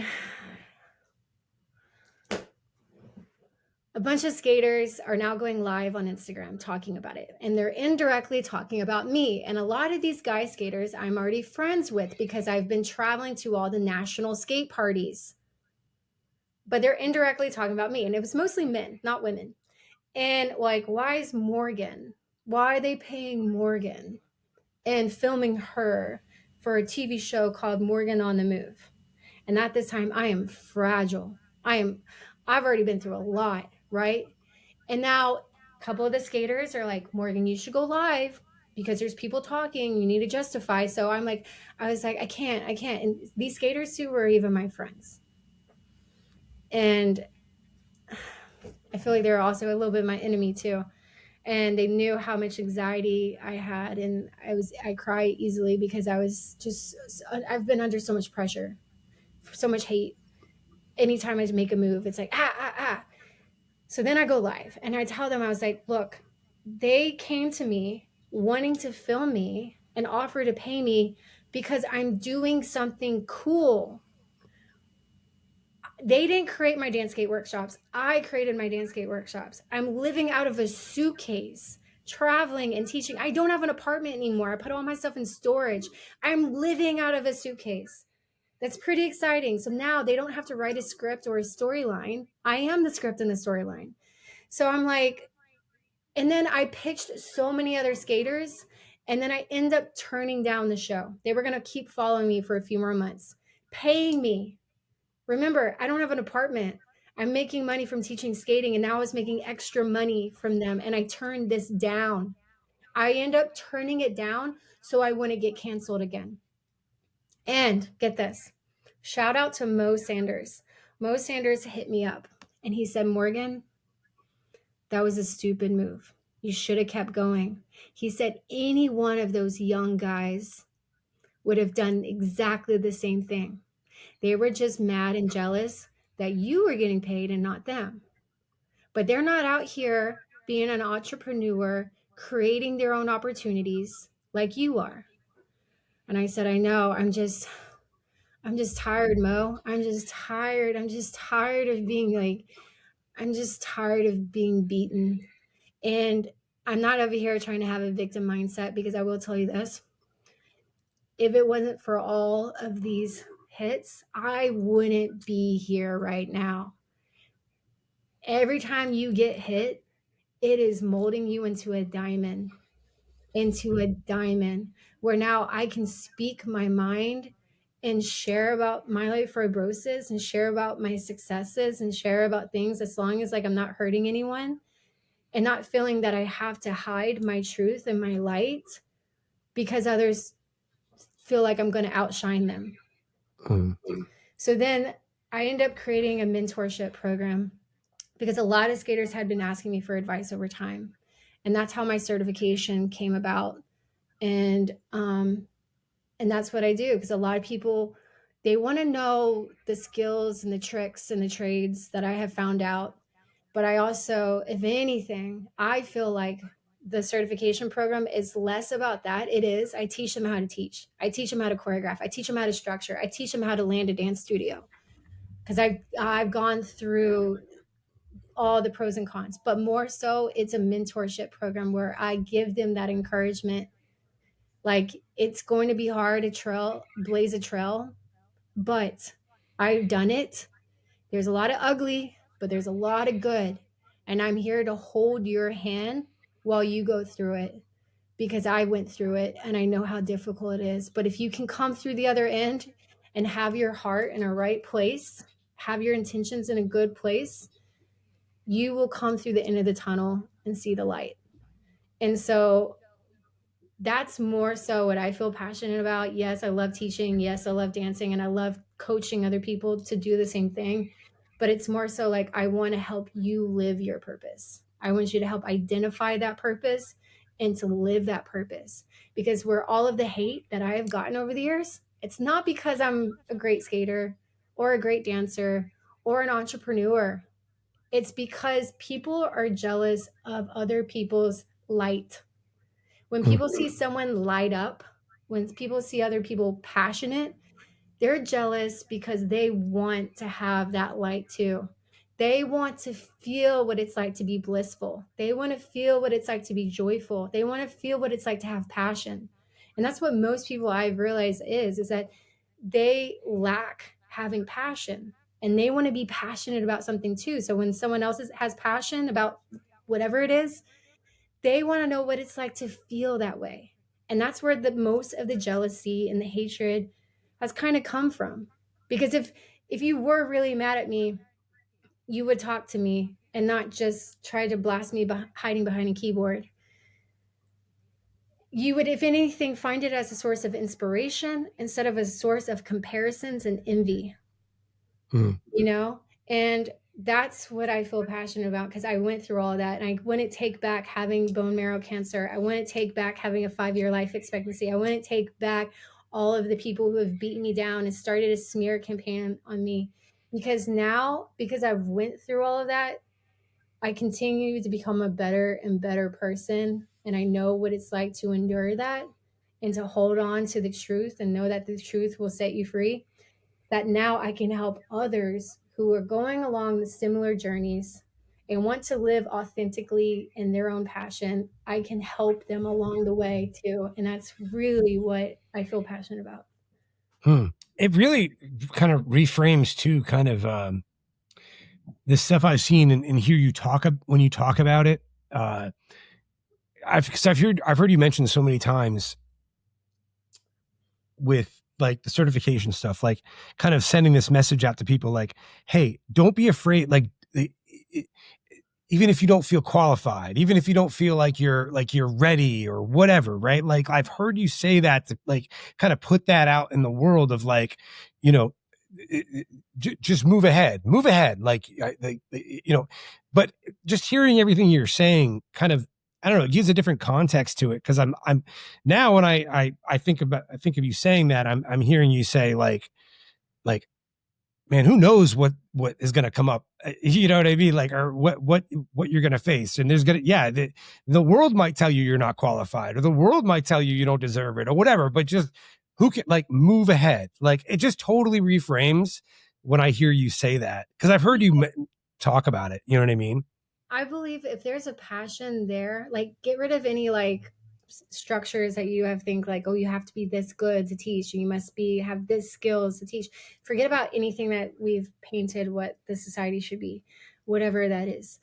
If there's a passion in you, I believe that passion is there for a reason, because when you're acting upon that passion, that means whatever it is that you're passionately giving means that there's someone there equally wanting to receive it.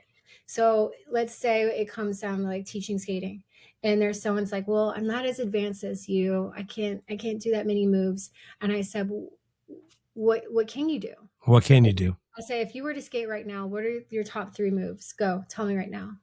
And I said, do people approach you wanting to learn from you? And they're like, yeah. And I'm like, okay, well, if they're approaching you and they're asking like, hey, will you teach me? They're asking you to show them what you're good at, not what Morgan Weskey's good at, what you're good at. So we helped identify, if you're coming at me asking for help, that lets me know that you're passionate about something and you need direction and structure. And so then I help give them that direction and structure by helping them to identify what their passion is. What is it that makes you want to do this? And then what is it that makes up that? So maybe that is teaching a kid skate class or a learn to skate class, or, or just a skills class or whatever it is, or you're just wanting to learn how to choreograph and memorize movements yourself. So if you're coming to me for something, that means there's a passion there because you're seeking advice. And then we help to identify what that passion is and to create something out of that. How I created the certification was because I was already consulting a lot of people. I was just naturally been like a consultant. Like I've been an entrepreneur like since a young age, just a very creative, innovative person and a go-getter for sure. And along the way, some people asked me to franchise Dancegate, but the more I looked into it, it looks very difficult to do. It's not like Zumba or jazzercise or aerobics where anyone can throw on tennis shoes and do. So I can't expect you to follow my blueprint because it's difficult for me to do my own blueprint. It's not easy to have group classes. Most roller rinks fail at having group classes.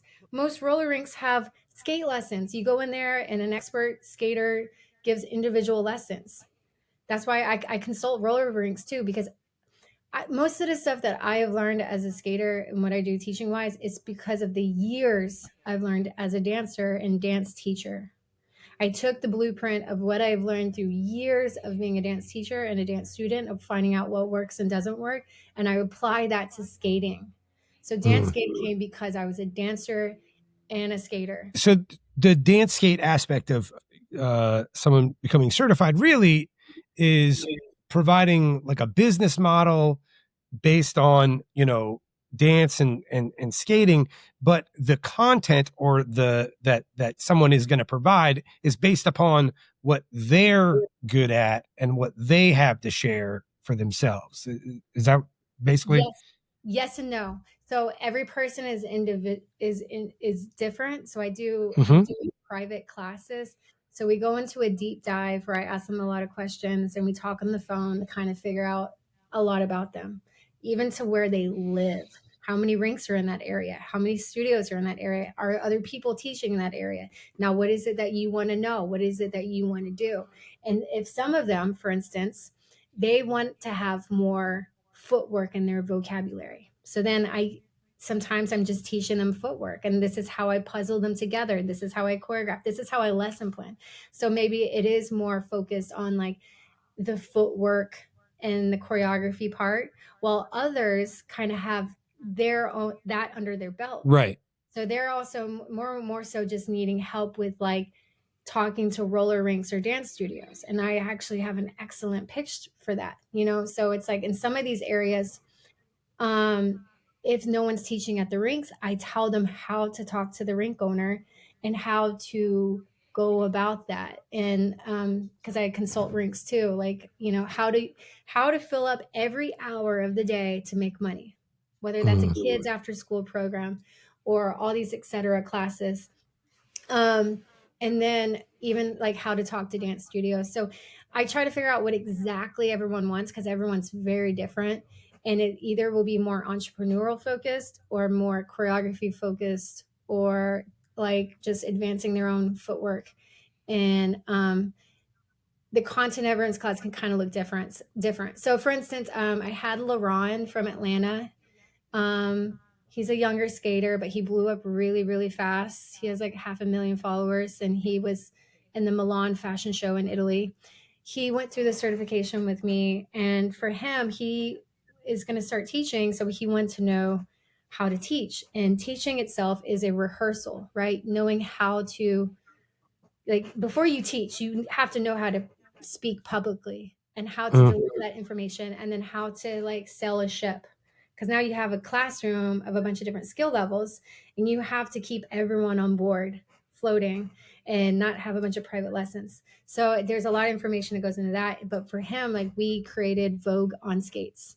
So I help people kind of create their branding too. So, and then for also like Ebony with Step and Skate, she didn't do the certification, but I went to Memphis, Tennessee, and she took my workshops, and she told me that she was wanting to create step and skate. And she was hesitant because a lot of people tend to be hesitant at first because they feel like if they're too niche, then it narrows them down. And I tell them it's the opposite. The more of a niche you have, the bigger you can go. And in less than a year, she blew up bigger than Dance Skate. And I reference her to a lot of my students because she has a graphic design background, and her social media, her branding, everything is just amazing. Absolutely amazing. And so a lot of the different people who've gone through this, like I've had some skaters, one skater out of South Africa, another skater out of Mexico City, Indonesia, the Philippines, many places. And many of them have opened up roller rinks, roller dance studios. And I just consult them on like what I would do if I were them. That's exactly what I do. I was like, if I were you, knowing everything about you, knowing what your goals are, what your skills are, what your passion is, and the area you live in, I would do this if I were you. And that's exactly how they go. So then when my friend opened up Bliss on Wheels and she started her own festival called Roll Over Cancun, she's based out of Mexico City and she is thriving. But even before that, she's actually a famous actress. She was in Narcos on Netflix. She's like a huge actress in the Latin community. And when she opened up her Bliss on Wheels roller dance studio in Mexico City, I was giving her a lot of advice because I've worked in a lot of dance studios and I've been through a lot of rinks and talked and met with a lot of rink owners. And so like my advice was to her was that if you want to generate as much income as possible, you need to have every hour of every day full, but it's not going to just be adult skate class. So as she's opening her dance studio, her roller dance studio, I told her to do a couple things like do some searching on the internet, find out who are the most popular dance teachers in Mexico City, the most popular yoga teachers in Mexico City, reach out to all of them. They already have a following. They have a fan base. Offer them to also teach at your studio once a week. Now you're getting some of their clients and their clients are coming there. How do I know this? It's because of the years I've done as a dancer, moving to LA in the top of the industry of Los Angeles. When I was out here and I wanted to be a dance teacher, and you go apply at dance studios, the first thing they ask you out here is, are you going to bring people to our studio? Because yes, I'm going to give you clients, but are you going to be providing clients here? Because there's tons of people moving to LA around the world to be a famous dance teacher, choreographer. So I need to know that you're popular enough and that you have a loyal fan base that you're going to fill our doors too. So, and then as we all know, roller rinks make the majority of their income from kids' birthday parties. Moonlight Roller Rink here in LA, they rent out to TV shows and music videos and movies all the time. So they do well there. So, and then Sparkles in Atlanta, they do really well because they have kids classes 9 to 5 every day. And that's one thing, like having like an after school kids program, like a daycare, you know what I mean? Things like that. So this certification looks different for everyone because I didn't want to create carbon copies of myself because I know how hard it is to do what I do. So instead, I was like, let's find what your passion is, what doors are open for you, the open door, and how to scale that in an abundant way. Wow. Yeah, I mean, at the end of the day, it's like nothing else, I mean, like I've even had jobs where I've literally had, I've worked directly with a couple of entrepreneurs like earlier in my career. And I had this guy I worked with for a long time, Josh, and he used to tell me all the time, he's like, I'll never expect you to be as passionate about this thing as I am, and he's like, the trick for you is, hopefully you can learn something here, but then go find something to be passionate about on your own kind of thing. And it just sounds like that's what you're literally essentially trying to replicate for people, Yeah. That's the only thing that really sustains happiness is and you hear it all the time, it's like being authentic. And what does it mean to be authentic? It means to genuinely do what makes you happy.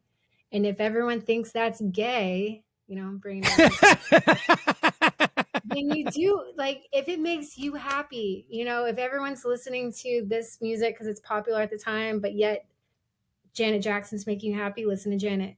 If everyone's saying roller skating is gay and they're telling you to get a skateboard, focus on roller skating. So it comes down to like forgetting what you've been conditioned to believe and see what's trending, what's popular, what's normal, what makes you happy. Because that gets hidden. It gets buried. And even when it comes to like people starting out, a lot of people have imposter syndrome.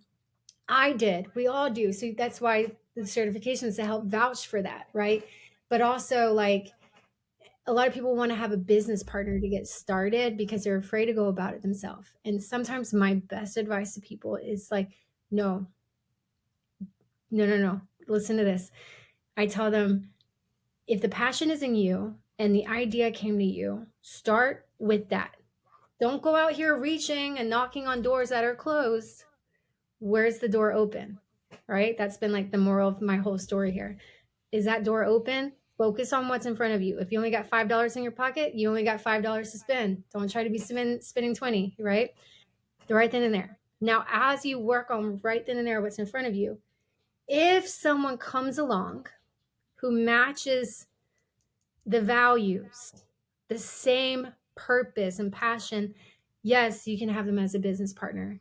But most people don't have the same passion. Okay. It's not about, yes, we both want to make money. Yes, we both want to have a thriving business. Cool. No.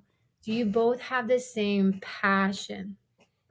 And I say that because when I was going through a hard time during COVID and I'm running Dancegate Instagram page and it's doing well, I didn't want to be on social media much. So, when I was living in Central America, I took a break. So I had a few skaters running my page for me. And they were all so excited. But I will tell you this, and the purpose was this. I was like, look, I don't make money. I genuinely do this because I'm passionate. I like to find skaters in hidden pockets around the world and in every country of the world and highlight them. I said, the incentive is that you get to post yourself once in a while. Well, the 4 other skaters that were help running my page were just, not all of them, but some of them were just kind of posting themselves a lot. And all of their following grew. And these are very big skaters from different parts of the world, not in LA. It's not, no one from LA. I had other parts of the world. And once these skaters grew bigger than Dancegate, they kind of quit posting. And that's when, and I'm not to blame them. I'm not even going to talk bad. I'm not at all. My point here is that it's my passion. It's not their passion. I can't expect someone to have the same passion as me. Other people don't. I passionately want to find skaters in every city of every country of the world and put them on a platform. Yeah. And I just realized that's my passion. So it's best to go about it alone. If the passion is downloaded into you, it's downloaded into you for a reason. And then if someone equally aligns to that down the road, then go into business with them. Yeah. And not to mention too, by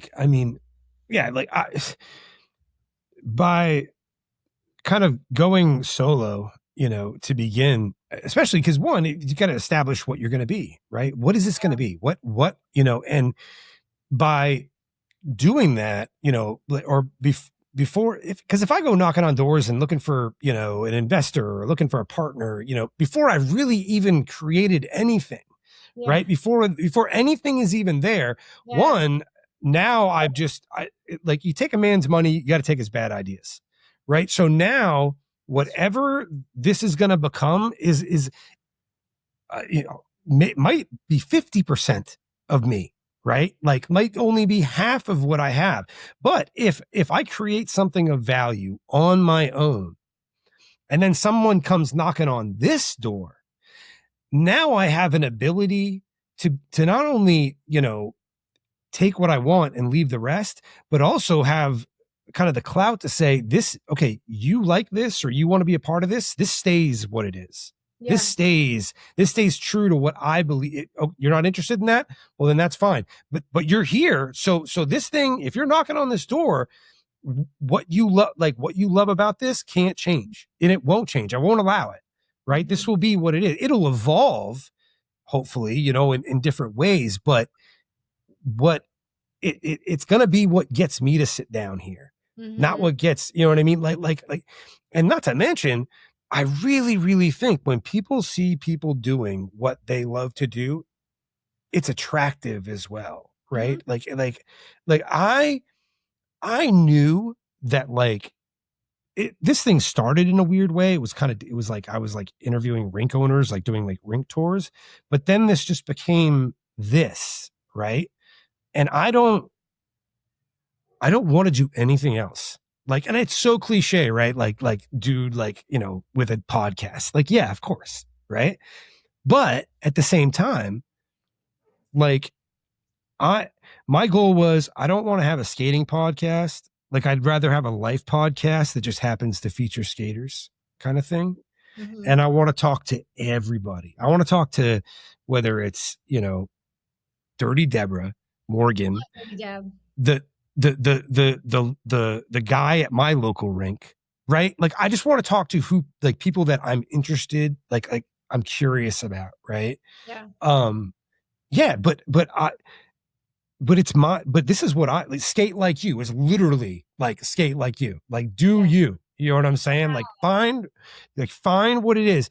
Like that was literally the impetus for it was twofold. Like one, cause everybody was always like, oh, what's your style? What's this? I'm like, I skate like me, man. Like like you should skate like you. And not to mention on top of that, where I could be anywhere. And if you just find out someone skates like you, like instantaneously, whether you've never met them before or not, there's like this instant kind of connection. You know what I mean? Cause it's just a thing. But yeah, absolutely. I say stay solo until you build what you're looking for. Yeah. You know what I mean? Have have value.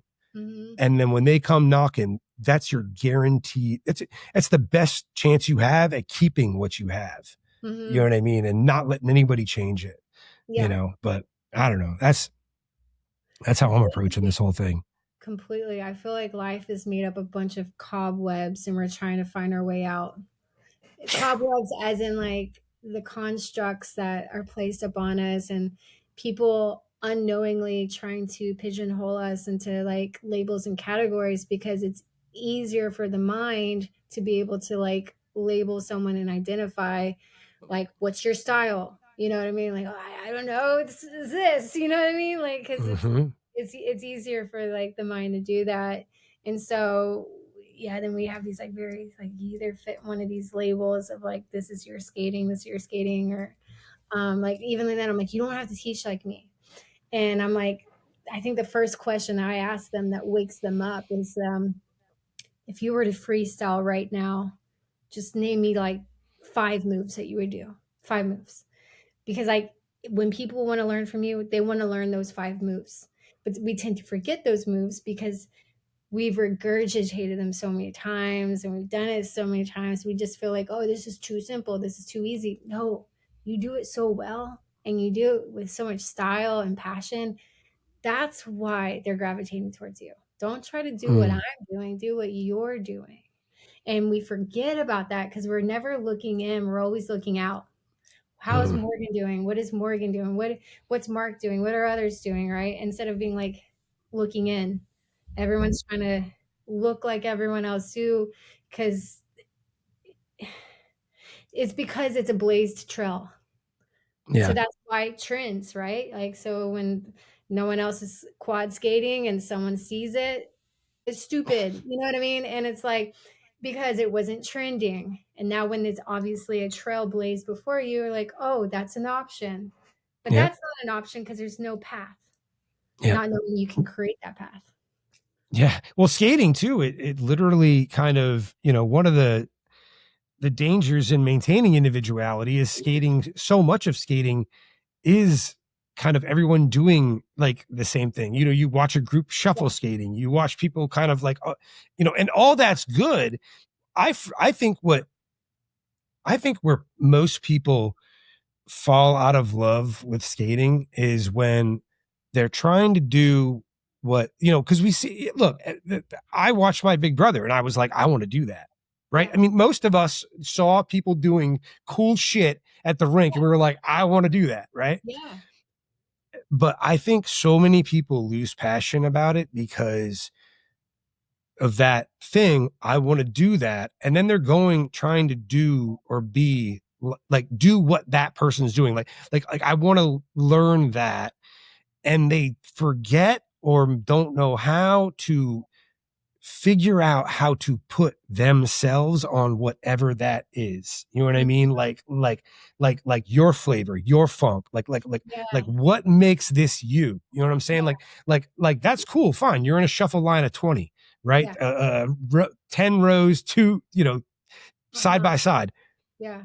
But who are you in there? Yeah. You know what I'm saying? Like, and that's what I always say this, man. I love to do this because it's the most authentic, honest version of me that I know how to do. And I always say, people have heard me say it a million times. I don't know what that says about me in my personal life, right? But this is the most honest I know how to be. Yeah. Like I never feel more like myself effortlessly than when I'm skating. Like for whatever reason, I don't know. But so like when people say, "Oh, what's your style?" Like I literally, I tell them willfully different. Like I don't want to be like and not because there's anything wrong with you or this person or that person or anything. I just look. I lived a life hiding who I was and trying to be what I thought everybody wanted me to be. Yeah. And that was when I was at the rink, that was the one place I didn't have to do any of that shit. Yeah. So like, yeah, man, I hope more people find that. I hope, learn from everybody, learn as much as you can, but try and be yourself. Like figure out who you are in that. Does it make any sense or am I 100%? And I wanted to say like, that's goes into like how I choreograph, or if I'm just really skating by myself, and meaning like I'm by myself and I'm putting on my best music. And then as a dancer, we call this the zone out. Like when you start performing a lot and you're in front of so many people, it's easy to forget the choreography and to blank out. And so you have to practice not only your muscle memory of the choreography, but there's a zoning out technique. And this is a real thing.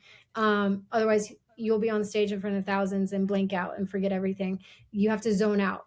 And I teach this like when it comes to like memorization, like muscle memory, choreography, stuff like that. When I choreograph, I also go into that zone out thing. Or if I'm by myself skating to my favorite music, you go into that zone out, meaning you're not thinking about anyone. No one's there watching you. You're not even noticing anyone there. And you're just zoning out just into your favorite music.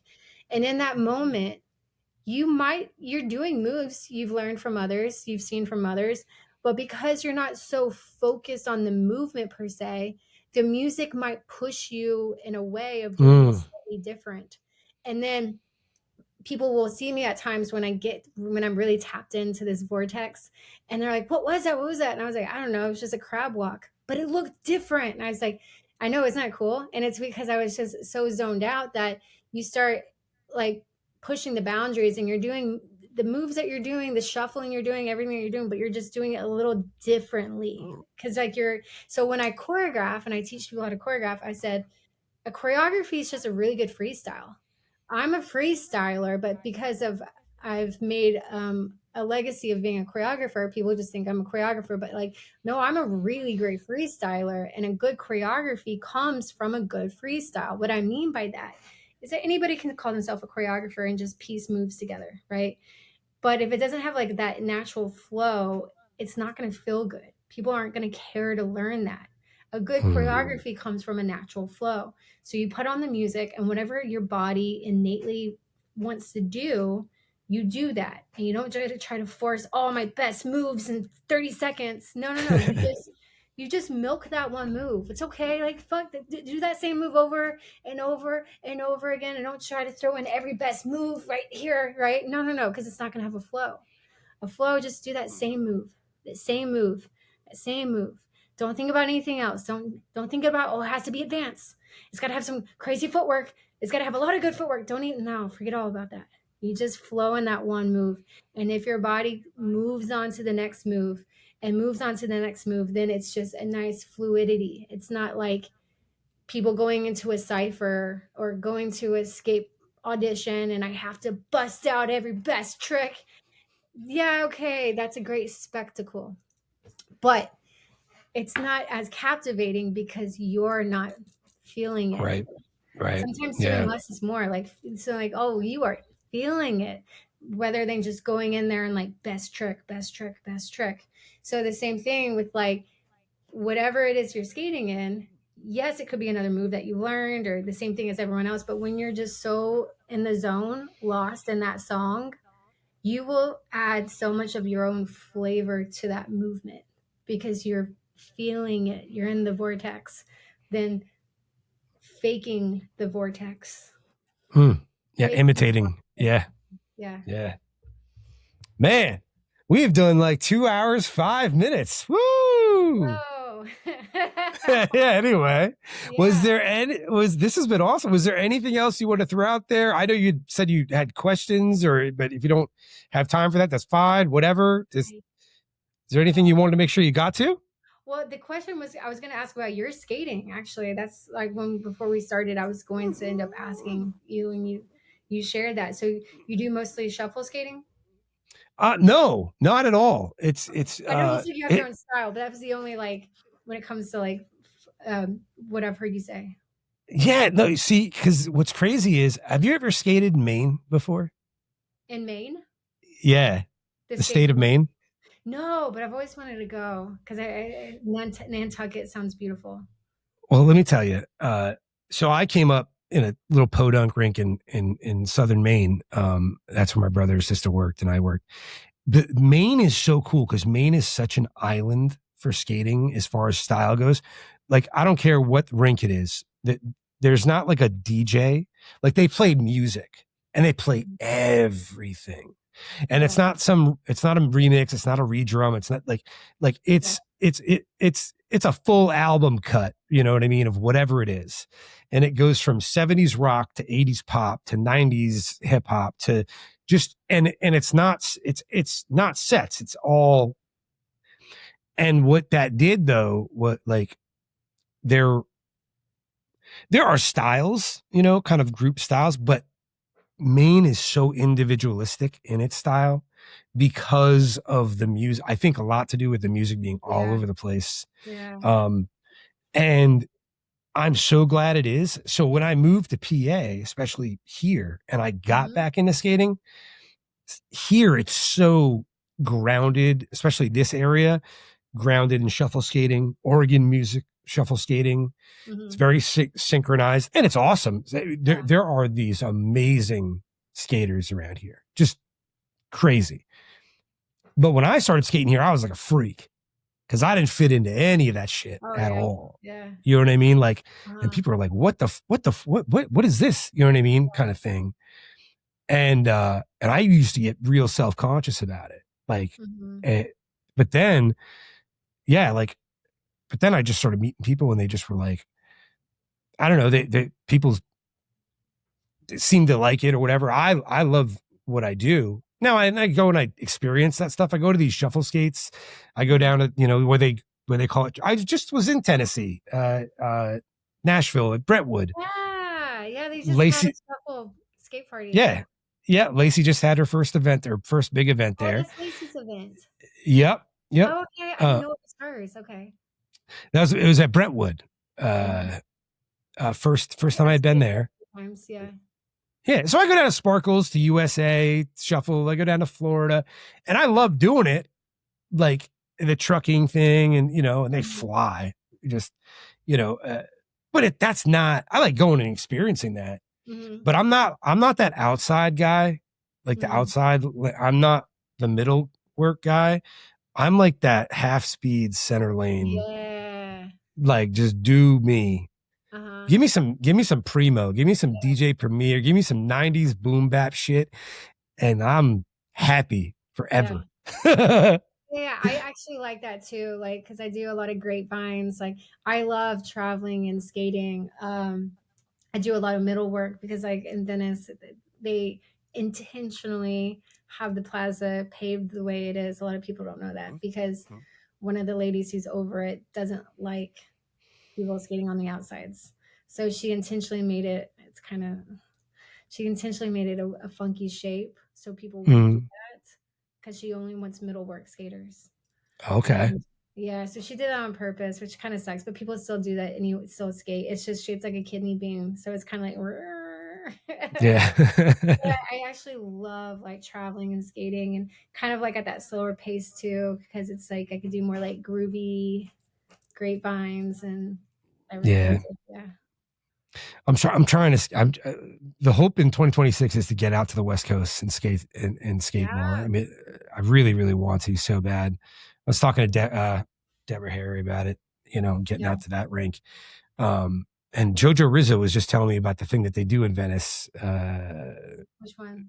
Which I can't remember what it was. It's like an event, though. She said, like, yeah. But like, it was at Thursdays or was it? I can't remember. I can't remember. We just had Back to Cali, which is a big thing here, and yes, she was saying about that. Back to Cali is in the spring. Cali Slide just happened. And the thing with that is like, it's actually far. It's not even LA. It's like 2 hours east of LA. Cause like the one rink that was in LA that everyone went to, World on Wheels, it closed down twice. It's in prime real estate. They didn't own the property. So the rent keeps going up and rinks don't make that much money to be in like golden real estate of Los Angeles. And then there was another one up in the valley called Northridge I used to go to, but that sold for a few $1 million during COVID. So there's the one in Glendale, but not many people frequent it because they don't have DJs. They just have kind of people that play a playlist. And so the music, music is everything. Everybody wants like, so that's why a lot of people don't really skate at Moonlight in Glendale. But people go to Long Beach for Fountain Valley. Deborah's rink, love Fountain Valley. And then Chino, which is way far away. Like, I don't want to drive 2 hours to go skate in LA. So I skate in Venice. I skate outside, and there's really nothing that beats skating under a palm tree by the sand, by the ocean. It's just like skating in paradise. It's just feels so good to like be skating in like an open air like that, But I used to go to Fountain Valley a lot back in the day when I had a car. I don't have a car anymore. But it's funny because a lot of people are like, do you ever go to the rinks? And I'm like, yes, I've skated in a lot of rinks. I used to travel a lot. It's just there's always like I get like new followers and they're like, have you ever skated here? Have you ever gone here? I'm like, yes. I just live in Venice, so I skate in Venice all the time. But I mean, but what was I gonna say? Yeah, that's really cool. I feel like my style a lot. I love traveling around the rink, but it's like I don't really have videos of that. And then, I mean, I do, but the videos you mainly see are like in Venice, but middle work just happens whatever someone happens to film of me. But yeah, I have my own style too. I love to freestyle. I love to choreograph, and I choreograph really fast, and I teach people how to do it. It's really just like memorizing that little cool sequence that you just freestyled and memorizing it and doing it again. Well, I can say, let me tell you, you've probably heard this before, but if you could teach, I can't do choreography to save my life. Okay. If you could, I would be like your greatest test. I'm not even joking. Like it's so bad. I'm so bad. When we were down in Nashville, like they wanted me, like we were supposed to like go line dancing. I couldn't even do well, I missed the first half of like the lesson that they do real quick, Yeah. I'm the It's worst a with it. different skill. It really is. So that's why a lot of people are hard on themselves. And I'm like, don't be. There's a lot of amazing dancers who are only freestyle dancers, but they don't know choreography. They can't do choreography. And then there's people who trained in the studio. They can do choreography, but they don't know how to freestyle. It's just because it's two different skills. So I use this metaphor a lot. It's like rubbing your belly and patting your head. Yeah. At some point, you had to do one and then the other, and now your body retains muscle memory. So now if you put your arms in these positions every day, you'll be able to remember how to do these positions. And then you place it with another position. And so choreography is fun when you know how to memorize it, because now you're memorizing steps and now you have to memorize them in an order. And then now you have to have some rhythm, because now you got to memorize these steps in order and coordinate it with music. So now coordination, rhythm, and just simply memorization of the steps. Now yeah. Oh no, I was going to say, I was wondering how much. I'm sure you get like, of course, many people that come to you for lessons is like they're people that have been skating for however long, all different, levels. Yeah. How much of it is though having them unlearn a lot of things in order for them to pick up what it is? You know what I mean? Like that muscle memory stuff, like that, you know what I mean? Whatever it is that like a especially for people that are maybe intermediate or been skating for a while or whatever, is half of it like unlearning certain habits in order to be able to do choreography? I don't think it's unlearning a habit. I think it's just gaining a new habit. The people there you go. And I've taught a lot of skaters of all styles, ages, everything. And the common denominator is the people who struggle the most with choreography have a hard time, not so much with the memorization, but just with coordination. So, and that is like, even if I'm like, all right, forget any of the choreography, let me see you freestyle to the music. I want to see that you're moving on beat with the music.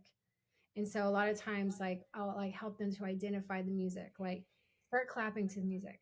What beat are you going to clap to? Are you clapping to regular time, double time, or half time? And now I want you to syncopate each movement to that beat. And it's more so just coordinating what you hear with what you're doing at the same time. And then it's easier to just do a step, and we only do one step, and we syncopate that, if I'm saying that right, to the music over and over, over and over. And then we add a next step. And now it's just the memorization part. It's not hard, because now you just got to remember 1, 2. What comes after 1, 2? What comes after 2, 3? Okay, you can memorize 1, 2, 3 correctly? Yes. All right, now we just got to match 1, 2, and 3 with the music. And it's not, people can have rhythm, believe it or not, but not have coordination. Right. People can hear music. They can move to music. They can freestyle to music. That's rhythm. The coordination is just that they haven't intentionally, consciously anticipated their movement to the music.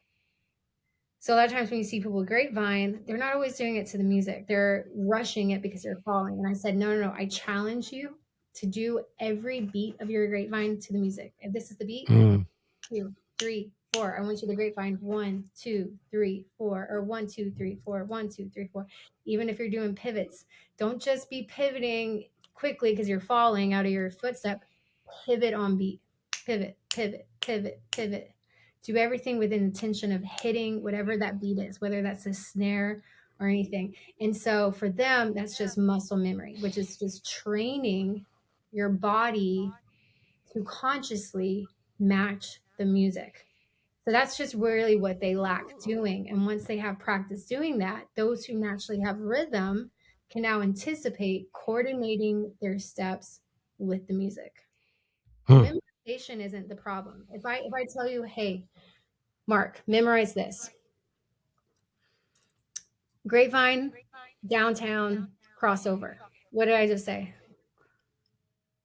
Grapevine, downtown, crossover. Boom. So you got the memorization, right? I almost thought I was wrong.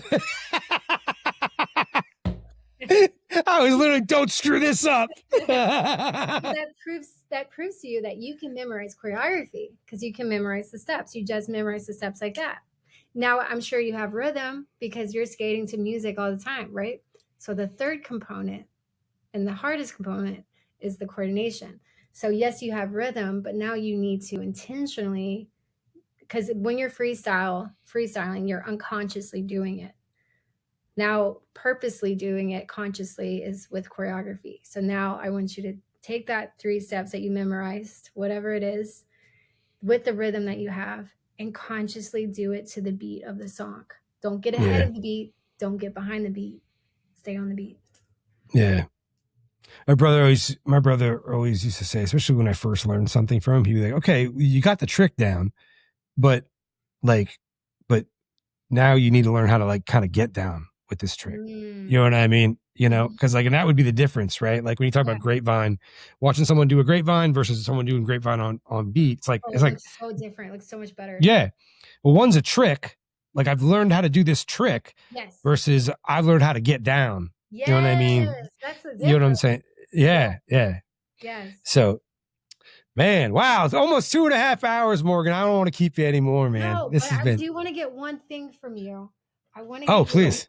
You don't have to tell me on the live because you're going to post this, but you can text me. I want to get your mailing address. And what is your shirt size? Oh, it's large. Men's large. Yep. Right. I'm gonna ship you a dance skate shirt. Oh, 7. Oh, I'll give it to you after. Give me my address. You just text it to me. Don't tell the world. Yeah. All right. Well, man, Morgan, this has been so much fun. Thank you for being on. Man, this has been awesome. Yeah, this has been a long one. Yeah. My hope is every time someone gets on is at the end of it, if all else fails, at the end, I hear a guest say, man, that didn't feel like 2 hours, right? Like that's the hope, right? Man, that felt like 10 minutes. All right, Morgan. Well, thanks again. Have a good one. Yeah, thank you so much for having me. And thank you for everything you're doing. Like, you know, giving a voice to so many skaters and, you know, sharing, you know, like I'm so happy I got to share all of this too. A lot of things I've kept hidden and buried from like, you know, it took me years to be able to talk about the cancer. And then I got comfortable with it, you know, through time. And then it took me a while to talk about some of the other stuff. But with time, it gets easier. And I feel like I silenced myself for a long time because I was buried in fear. And it took me a while to get out of that fear, you know, and I appreciate this platform that you're giving people and allowing me to also share a lot of these things, whether people agree or not agree. I feel good to at least be sharing my truth. And the same thing with you, sharing your truth, because if there's anything to take away from this is just teaching people to be themselves. As long as you're not hurting anyone, you know, pursue what really makes you happy and take some time to figure out what that is, because it's important that all of your decisions fall under that, you know? Hell yeah. Well, I'm honored that you chose, the podcast to share a lot of that stuff, man. It means a lot. I appreciate it. A lot of people are going to appreciate it. Ditto. All right. Thanks again, Morgan. Have a good night.